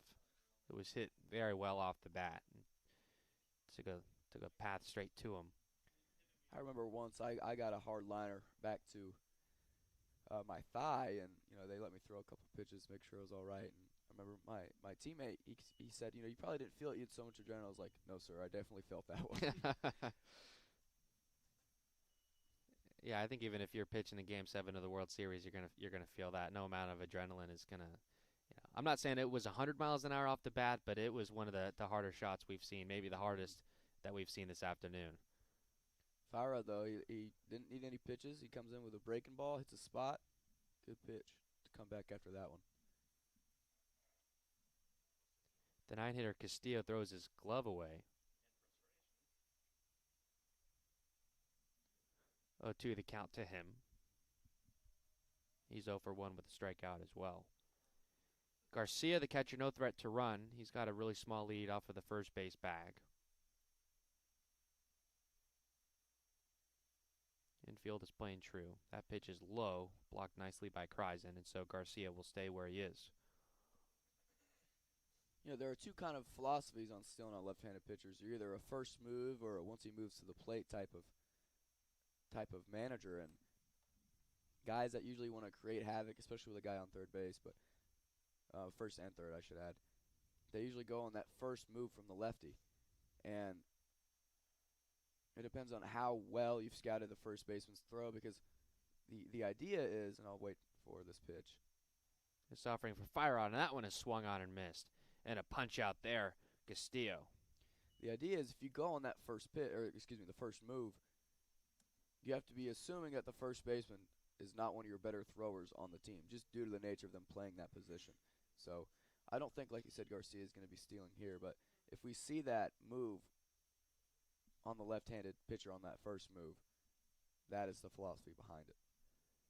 I was a little bit premature with the strikeout call, but I can keep it in the scorebook as this time Castillo goes down swinging. Fire rod overpowering him there with the fastball. And now 2 away. We'll go back to the top of the order. Nick Plastid takes his third hack at Ethan Firerod.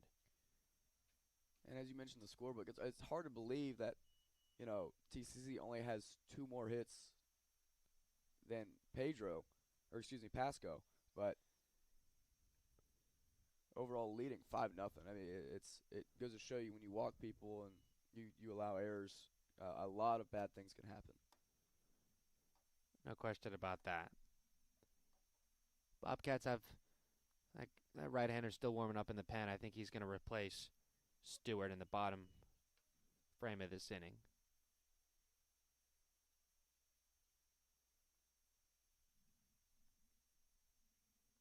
One ball, one strike to count here to Plastid. Walked his last time in the third. Grounded a short in the first. This offering, and that's on the outside part of the play. That's been a big spot that Firerod has been able to take advantage of this afternoon. And he's ahead of Plastid now 1-2. Looking for that put away pitch to get out of this inning. A 1-out single for Garcia that was off Firerod's leg, and he's 1 strike away from getting out of this one. Goes home with it. That one is low, blocked in the dirt by Kreisen again. Catcher Garcia stays at first.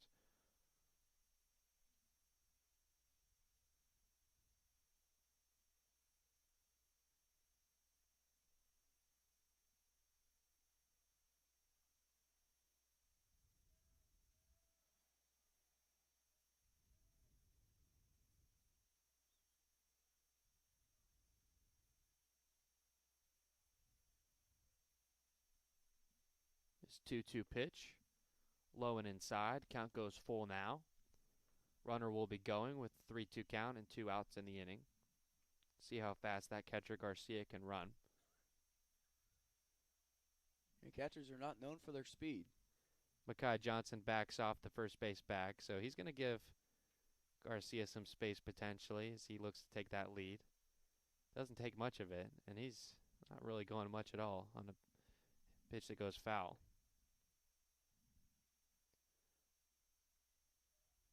There's no one over there covering the first base back. He can widen that lead if he wants to. It's almost like Garcia doesn't want to have to run all the way to second and then go back to his dugout there on the right side on the first base line. Payoff pitch here to Plastid coming up. Here it is. Runner in motion and a swung on and missed by Plastid. Nice punch out there for Firerod in what might be the last inning of his day. He's got 5 scoreless. You're watching Eagles baseball on tcceagles.com.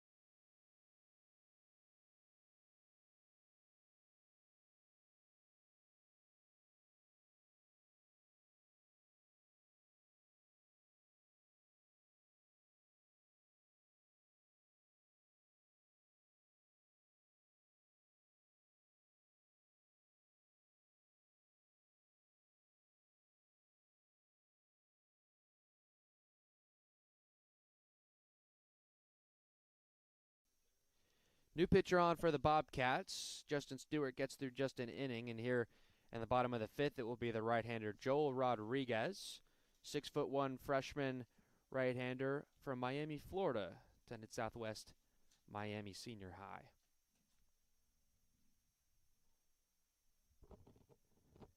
He'll face the 8, 9, and 1 hitters for the Eagles. It will be Johnson, Fernandez, and Zmeskowski going back to the top.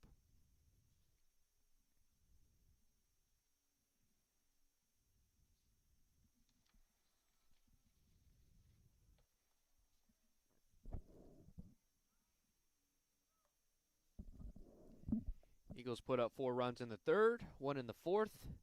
They lead 5-0.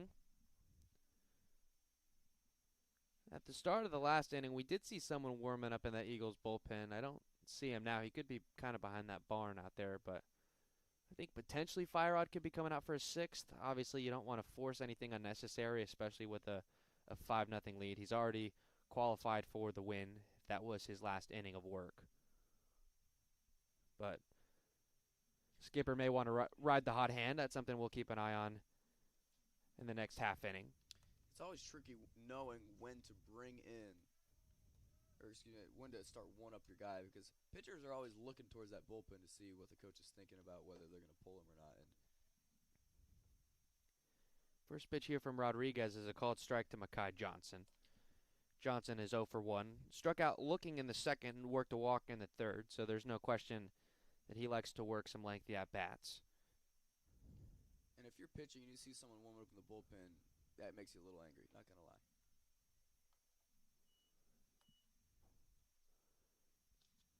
Pitch taken by Johnson again, and it's 1-1.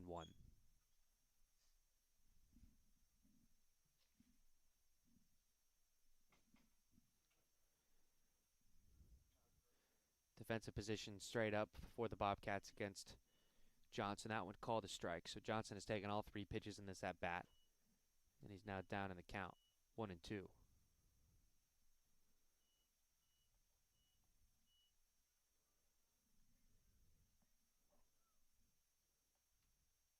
Fouls that one back at the screen. It will stay at 1-2. Ball was coming at us, Will. Thank God there's some screens. Yeah, I thought about, the flinch was near, but thankfully that net was able to stop the ball. Isn't technology great? It's the best. Gotta love it. Another 1-2. And that one is taken low and away. 2 balls, 2 strikes. Like think about it, Will. Like, you and I, we're broadcasting this game in beautiful Tallahassee. People all around the world can listen to it. And I imagine they are. They are, yeah. I mean, I'm sure at least 90 countries, and it's just. This is the place to be on a Saturday afternoon. Yes, it is. Me and Brett were talking about it a little bit on opening day with all the talk about the Major League lockout, and it seems momentum is not necessarily on the positive side in that we do still have these not lower levels of play, but these other levels of play as Mekhi Johnson works a walk. If spring training potentially delayed even opening day, we do still have college baseball. And we talked about this, I believe, last night, Will, during kind of our pre-game get-together. We were going over some notes and eating dinner. Lovely dinner you prepared last night. Good stuff. I appreciate that. But the minor leagues, they're still set to go. They're not affected by the lockout at all. So, at least in all these hometown communities, people are still able to watch some baseball, professional baseball. That would be my hope, is that if Major League Baseball doesn't get on time, that I think people will learn to appreciate these other levels, as I've been saying. And I think the sport is beautiful anywhere it's being played. Across the minor leagues, college, junior college, as we're seeing here. Runner in motion, fouled back to the screen, and Mekhi Johnson will go back to first.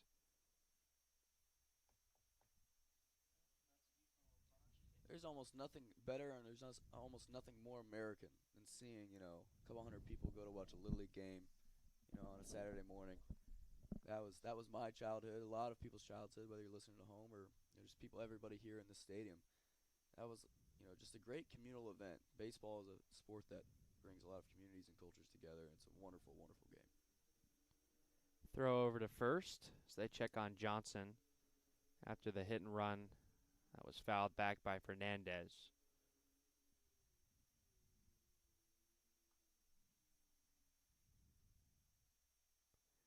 Bottom of the fifth, Eagles lead 5-0 after a 4 spot they put up in the third, added on with another run in the previous inning. This one to Fernandez, and he lays a bunt down. Johnson's heading over to second. He'll get there in time. Throw to first is in time for the out, but he does move the runner over. A successful sacrifice there for the 9-man Fernandez. And as we turn it over to Zmeskowski, the Eagles have another runner in scoring position. And that was a great bunt there. I mean, obviously he wasn't able to stay on base, but that play and that bunt could have very easily created havoc. And that is the main goal of a bunt, is to create havoc and move some runners. And, you know, with one out man in scoring position, TCC has a chance to capitalize here again. There's one thing the Eagles do well. They definitely do, as you said, create havoc, whether it's the double steals, the bunt. Sending runners. Absolutely, all of that. Puts a lot of stress on the defense. And it's worked out to the tune of a 5-0 lead here. To put it in basketball terms, it's like playing a full court press the entire game, is what it feels like. Always on the balls of your feet, waiting for something to happen. I think the Eagles have caught the Bobcats on their heels a couple of times. The 1-0 from Rodriguez. And that one is struck well into left, but dies out there in the outfield. Jackson Burke underneath it. Thought struck well initially by Zmeskowski, but he's got a little under it. A little bit under it. A second fly out of the game. He's 1 for 4 now after that at bat as we work our way through the order for a 4th time already in this 5th inning. 2 outs, man at second. It'll be Ziggy Thomas. 1 for 2, also has worked a walk.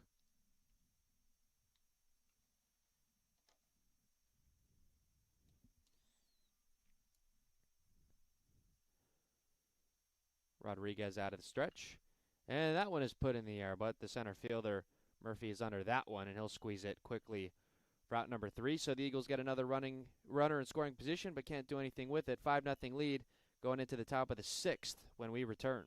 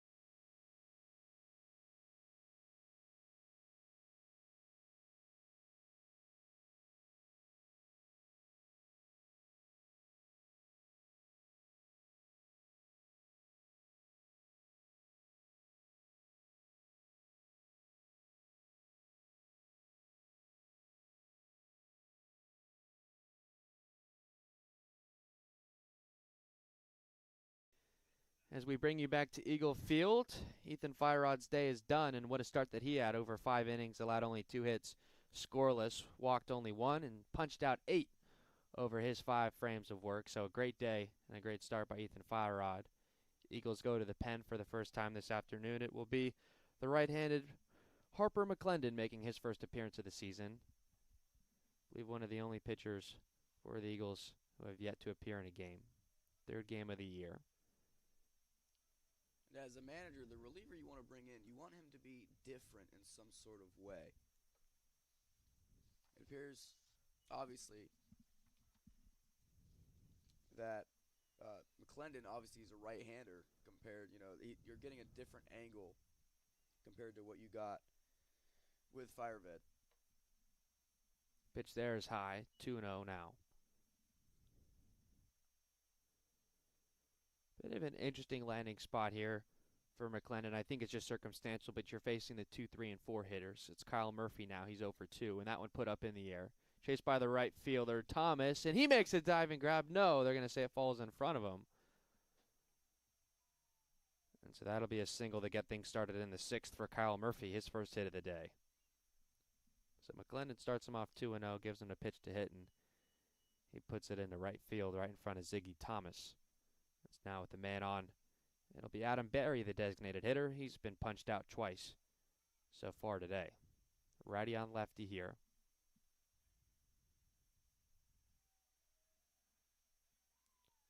Pasco Hernando State's dugouts fired up after that one, looking for their first run of the day, trying to get on the board.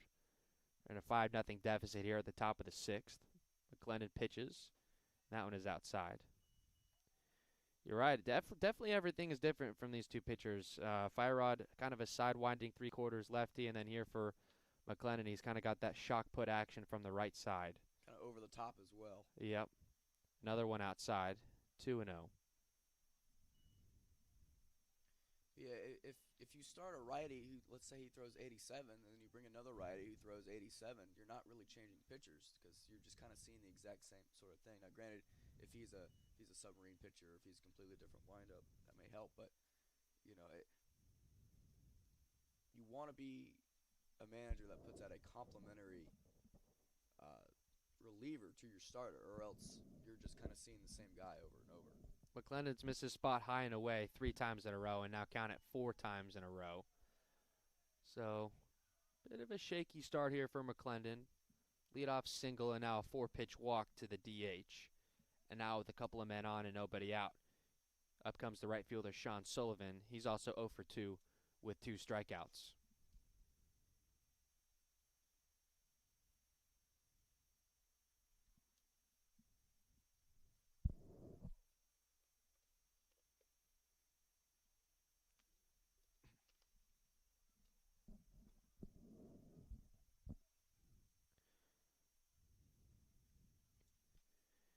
Eagles not exactly holding either of the runners on as that first pitch, bit of a changeup, is taken for strike 1. Nice off speed there for McClendon. Caught Sullivan off guard, I think, a little bit. And if I'm the Eagles, this is a perfect time for a back pick. Pasco has all the momentum right now. That one taken low and away. If I have that back pick, I want to save it for a good time, and I think that time is now. But some teams have them, some teams don't. A team like TCC, I would assume they have one, just because of kind of the, I wouldn't say rinky-dink, but kind of put together what you can when you got sort of philosophy. So we'll see how they play it out, but it appears that they're confident McClendon and him getting out. So we'll see how this plays out. He's ahead of Sullivan, 1 ball and 2 strikes.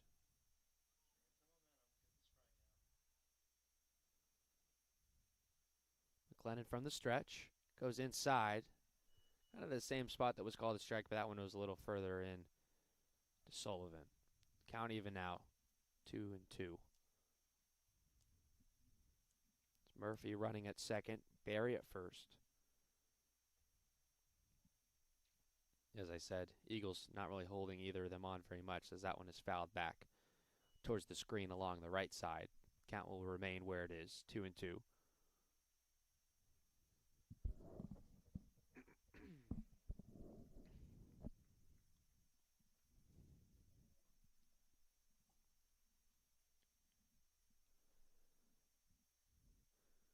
McClendon looking for his first punch out of the year. 2-2. Put on the ground to left. picked up. They go to second base for 1, and out of first base for, they're not going to get the out there. So they try and turn the double play, but only get the man at second.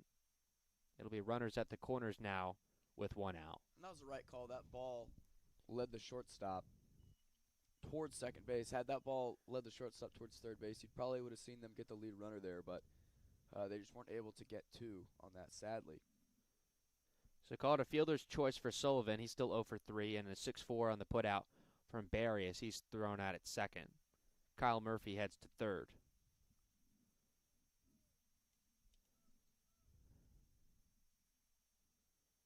And obviously, you'd rather not have 2 people in scoring position, but if you see McClendon get to a 3-1 count or a 3-0 count, a walk is much better than a hit in this scenario. Starts off Burke with a pitch low, 1-0. Burke 0 for 2. Got on base via an error in the second, flew out to right, and a 1-2-3 inning in the fourth. The 1-0 offering. That one's taken down Grand Central for strike 1.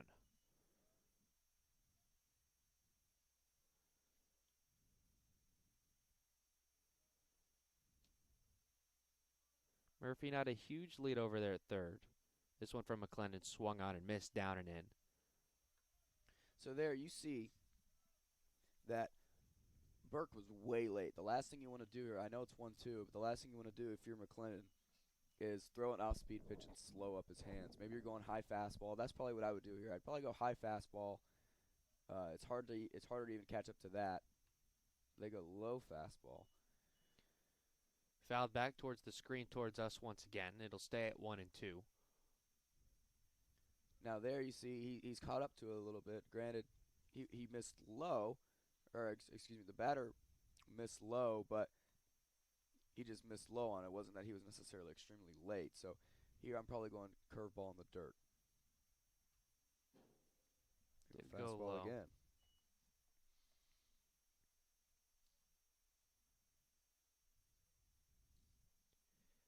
Jackson Burke staying alive here with 1 out and a runner at third base, trying to drive in the Bobcats' first run of the day. They trail 5-0 in the top of the 6th. That one put up in the air. Catcher Ethan Kratz takes a look at it and gets a new baseball.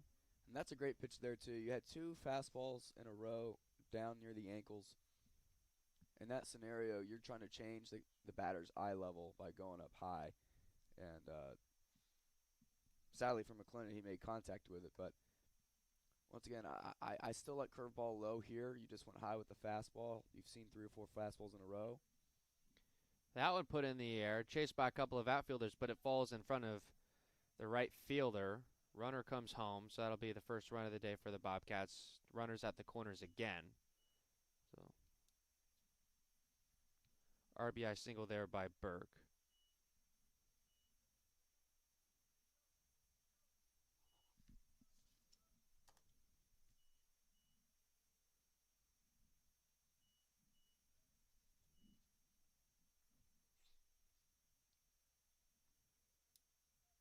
Only 1 out in this inning.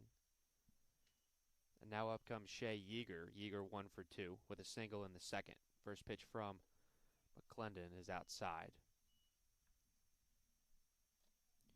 So Burke drives in Murphy from third. Moves Sullivan from first over to third.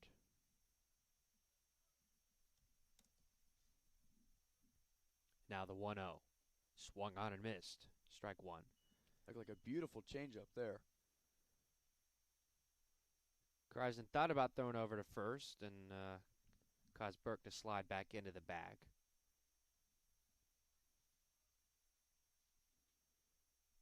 Makai Johnson holding him over there at first. Pitch outside, and it's 2-0. 2-1 rather.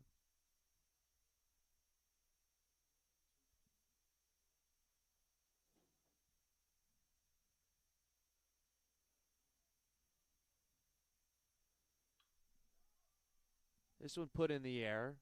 Left fielder Dinges chasing it at the foul line and makes the catch. Runner comes home from third, and he's going to get there in time.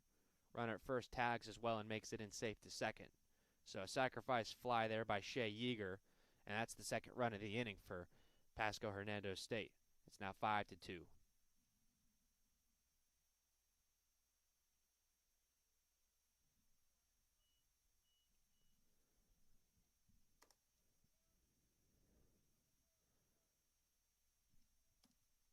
So runner in scoring position at second base, 2 outs. The 7-hitter first baseman David Stockey now, he's 0 for 2. Popped up to the first baseman and grounded out to third on a nice defensive play that was made by Andrew Fernandez.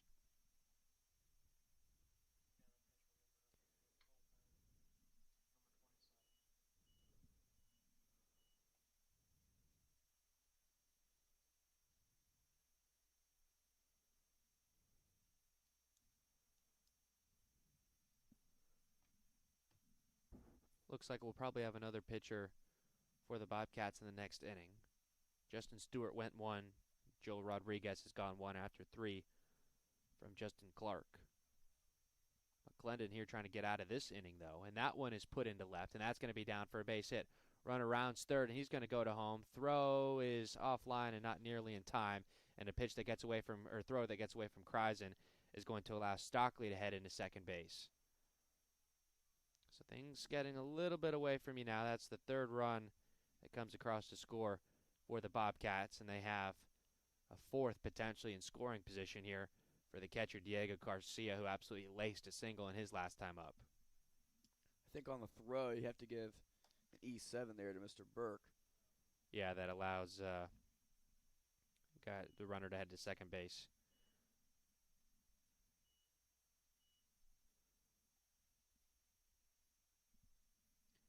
Played a couple games in the outfield my day. Everybody wants to be the hero and host somebody from the outfield, but it is always best to hit your cutoff. As lame as that sounds, it's always best to hit your cutoff, and it appears they're making a pitching change for the Eagles. So the Eagles go to the pen. New man on for the Eagles will be number 25, Drew Lang. He closed out the opening day win with the save, and now he'll be charged with keeping this a 5-3 game. We'll step aside as Drew Lang gets warmed up. You're watching TCC Baseball on tcceagles.com.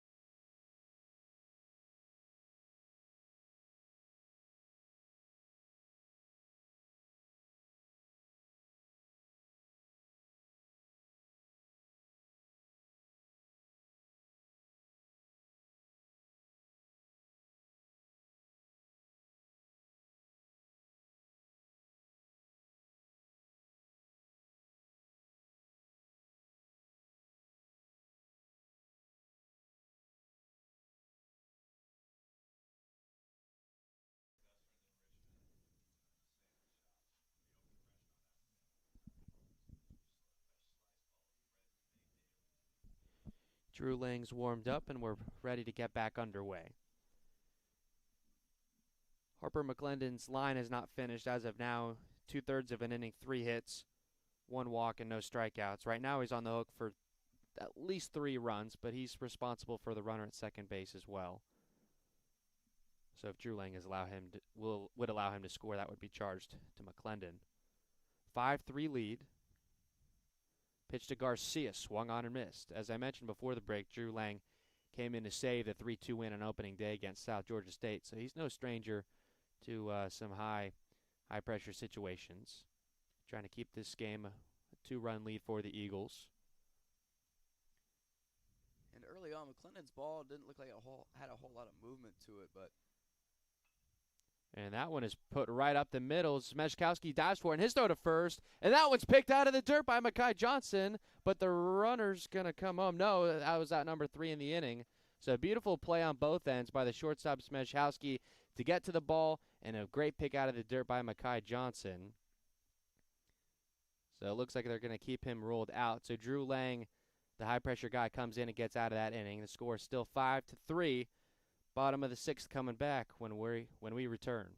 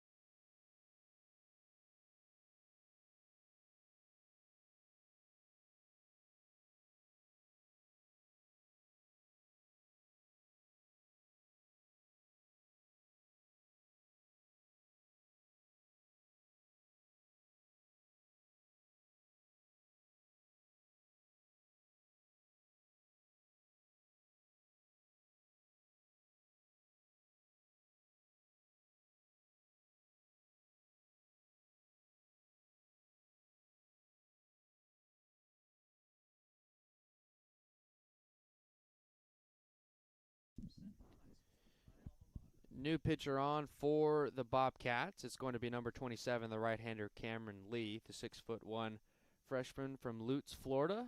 Attended Steinbrenner High School in the Tampa area.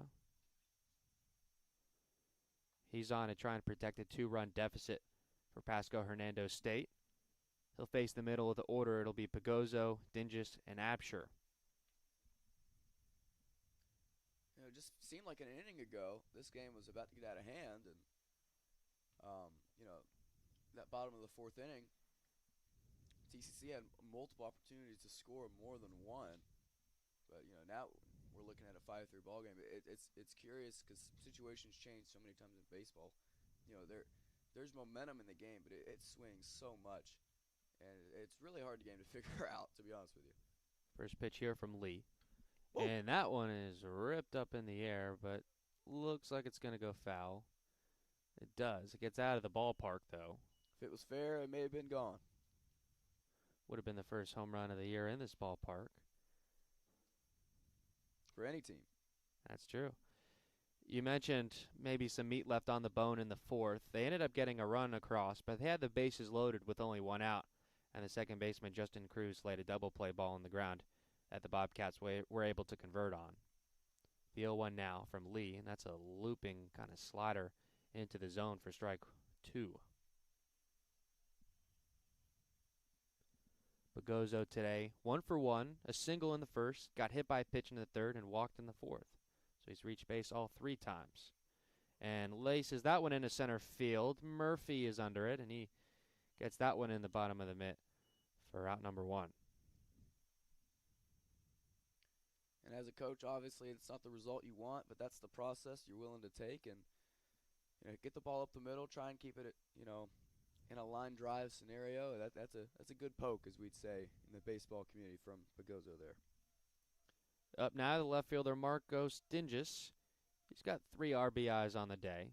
Committed that error in left field that allowed Stockley to go from first to second on his run batted in. Thankfully, Drew Lane came in and kept that runner from scoring. This one is called a strike as well. Some good heat here from Cameron Lee. And the 1-1.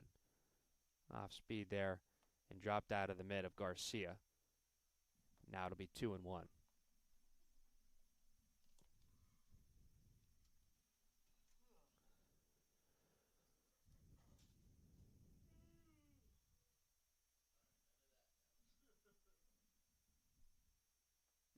Swung on and missed. Great breaking ball there from Lee. Probably the sharpest breaking ball we've seen in this game. Because now that the Bobcats are now just down by 2, all of a sudden your A bullpen comes into play a little bit more. The 2-2 pitch, and that one is fouled straight back. I'm surprised he was able to get any part of the bat on that one. Very late.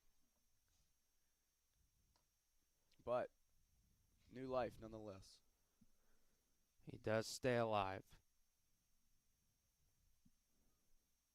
It's almost like a protective swing. I think with 2 strikes, you'd be right on that one. Almost, but like a physically, protective swing. He was protecting himself. Gotcha. Count goes full now.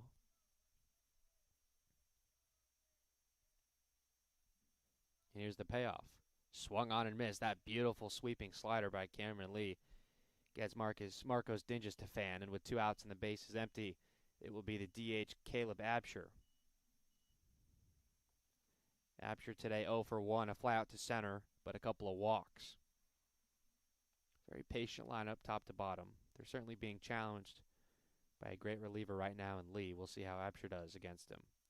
That slider looped right over his head, had a duck underneath it for ball 1. I was always taught breaking balls coming at you, you got to let it hit you and say thank you.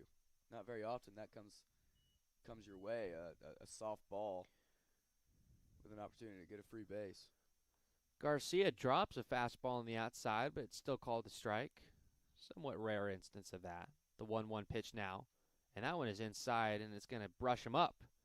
Not to say I told you so, Mr. Absher, but, you take that first one, that's a lot less painful. Second hit by pitch issued by Pasco Hernando State, and maybe 3 or 4 other pitches that came close. And so now the Eagles will get a 2-out base runner in Absher, and up comes the catcher Kreisen, who's 1 for 2 with a walk.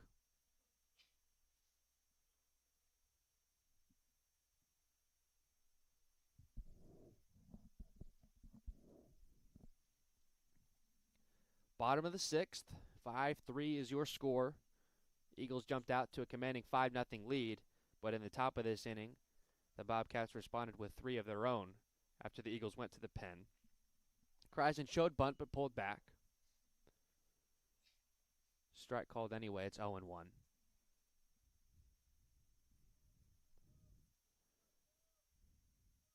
Absher, not a huge lead off first base.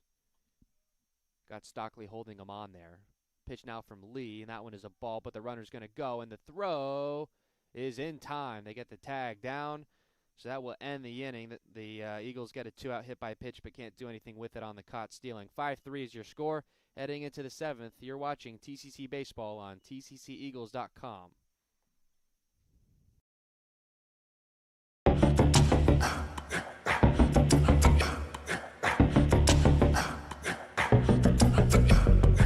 I'm ready, I'm gon' get it. Run, run,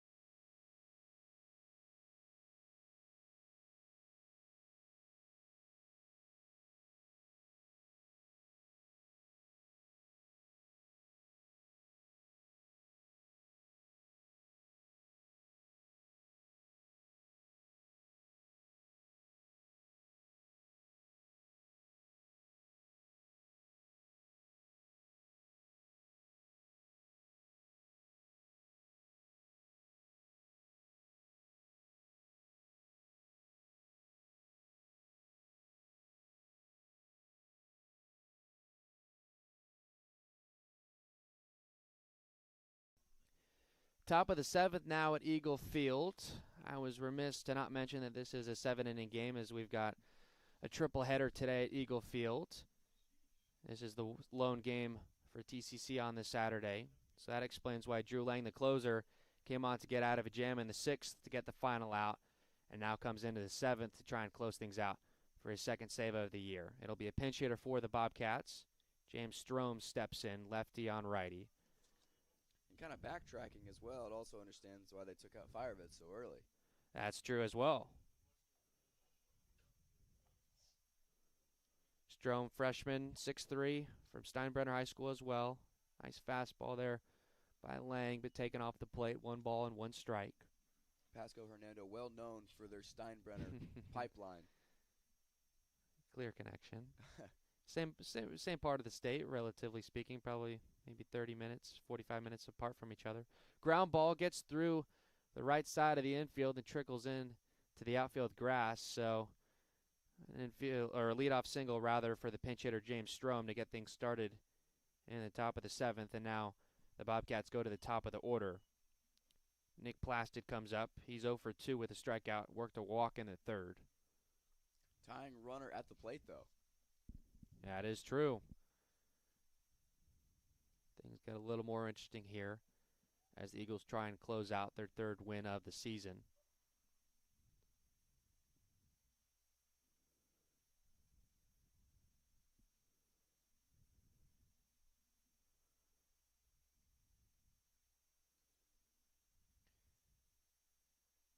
Now, if I'm Pasco and I get a, not to get ahead of myself, but if I get a man on first and second, no outs, or maybe even 1 out situation, I'm thinking about a bunt down the right side. I'm trying to get 2 men in scoring position, nonetheless. Bobcats are going to go with the pinch runner, so James Strome, after the leadoff single, they're going to have someone run for him, and it will be Brandon Lawrence, the redshirt freshman. Previously spent time at Polk State College.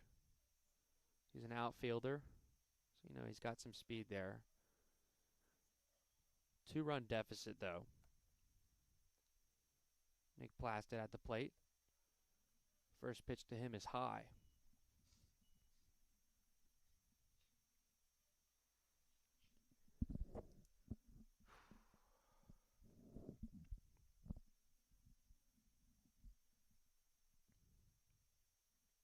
Now the 1-0 from Lee. Inside, 2-0. At this point, if you're Pasco, you're taking it. You're waiting for a strike. What I mean by that is you have to force that pitcher to throw a strike before you're even thinking about hitting. Keeps working inside to that right-hander Plasted, and it'll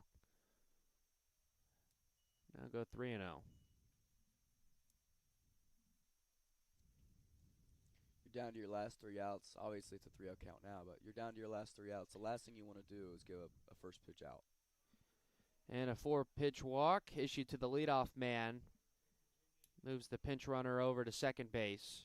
So now first and second, nobody out. Tying run standing at first. And now the center fielder Kyle Murphy comes to the plate, who had a leadoff single in his last time up. And, Will, there's disagreements on that as well, whether you should, in the last couple innings and you're down, whether you should take a strike first or not. But some people think, well, if there's a great pitch and you think you should hit it, then you should hit it. But, yeah, I think you have to play the percentages, and you have to see the pitcher throw a strike to you first before you try to make an attempt to square That one put up in the air. The left fielder, Marcus Dingus, is under it, and he gets that one. No, it drops out of his glove. The throw to third base to try and get the runner, and they're going to get him there. So ultimately no damage is done. And I'm not saying you necessarily get a walk or even a hit if you take a strike, but it increases your chances. You take that first pitch strike there and you hit it, you get a foul ball, or excuse me, you get a fly ball. That doesn't do anything for you. And with the more opportunities you see the ball during the at-bat, better chance you have, better chance of you getting a walk, better chance of you getting on base. And I just don't agree with that philosophy. I think you should always, if you're down in the last inning, you should always take one strike first. Lawrence is thrown out at third. Still runner at first and second now with 1 out. Big cut and a miss on that first pitch from Drew Lang. Another pinch hitter on deck for the Bobcats. At the plate now, it's Adam Berry, the DH, 0 for 2. 2 strikeouts, walked in the 6th. Also, kudos to Drew Lang. That's a great pitch there for that first pitch out. That last at-bat.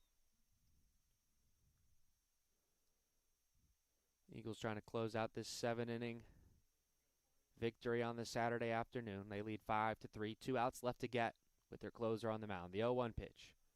And that one is taken low. Abraham Baldwin Agricultural, their team is here. They're in uniform waiting behind the Tallahassee dugout. They'll face Hillsborough Community College next. And then there will be another game after that to close out this Saturday tripleheader. All 7-inning games. We'll have them on here shortly after the conclusion of this one. The 1-1 pitch from Lang. And that one is just taken low and away for ball 2.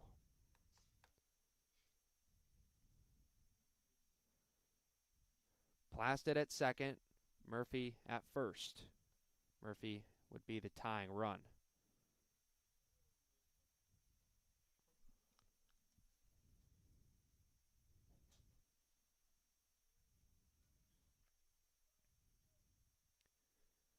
The 2-1 pitch fouled back against the screen. 2 balls, 2 strikes.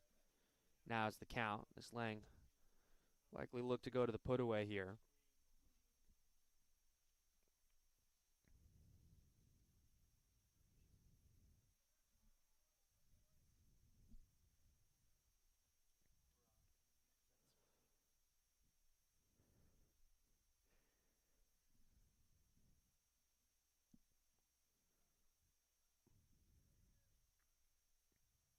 Double play positioning for the Eagles.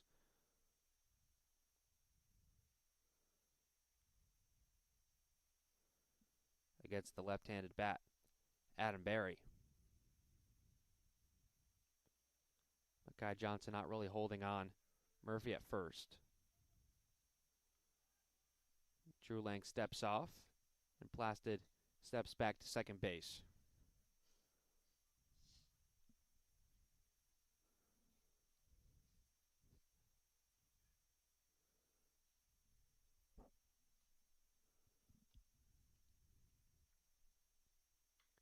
This one grounded hard along the right side, but just foul of the first base bag. Had that gone fair, that could have been a tying swing right there. I think you were looking at a 2-bagger at the very least there. It's a game of inches, just like any other game. Something to note, Jackson. 5-3 score. No extra base hits so far. That's very true. Very true. One got to second on an error, as we noted earlier. But you're right, yeah. No one's got a very high slugging percentage after this game. Hopefully not jinxing anything.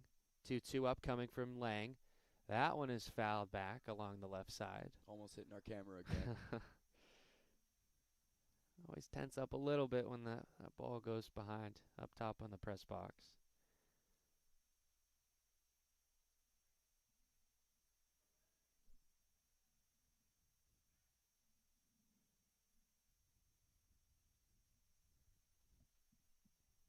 Murphy now widening his lead at first.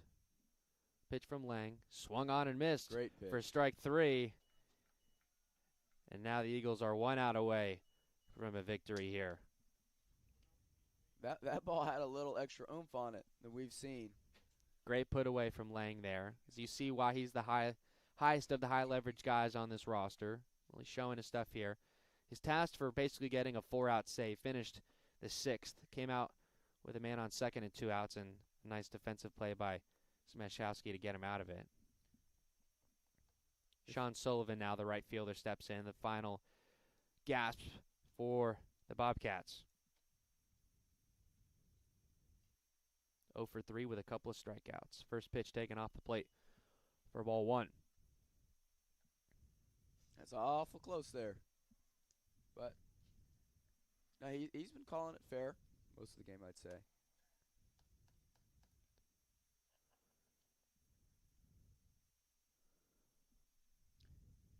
had that been a lefty and it came around the other side, I could see where that was a ball. But honestly, I would have liked to have seen a strike there. Not that I'm trying to be a homer or anything, but I think it's awful close.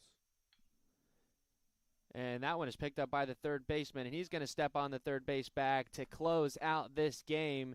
Eagles win this 7-inning game against Pasco Hernando State by a score of 5-3. 5-3 is your score. Both 6 hits for both teams. Eagles improved to 3-0 on the season. It is Ethan Firod getting his first win of the season with a 5-inning scoreless start. Drew Lang comes out of the bullpen for a 4-out save. So a tremendous win here on this Saturday for the Eagles. And that's right, great win. Early on, TCC played very well. Very good fundamentals, very good baseball strategy from Coach Mack. So we'll see how they fare along the rest of the season.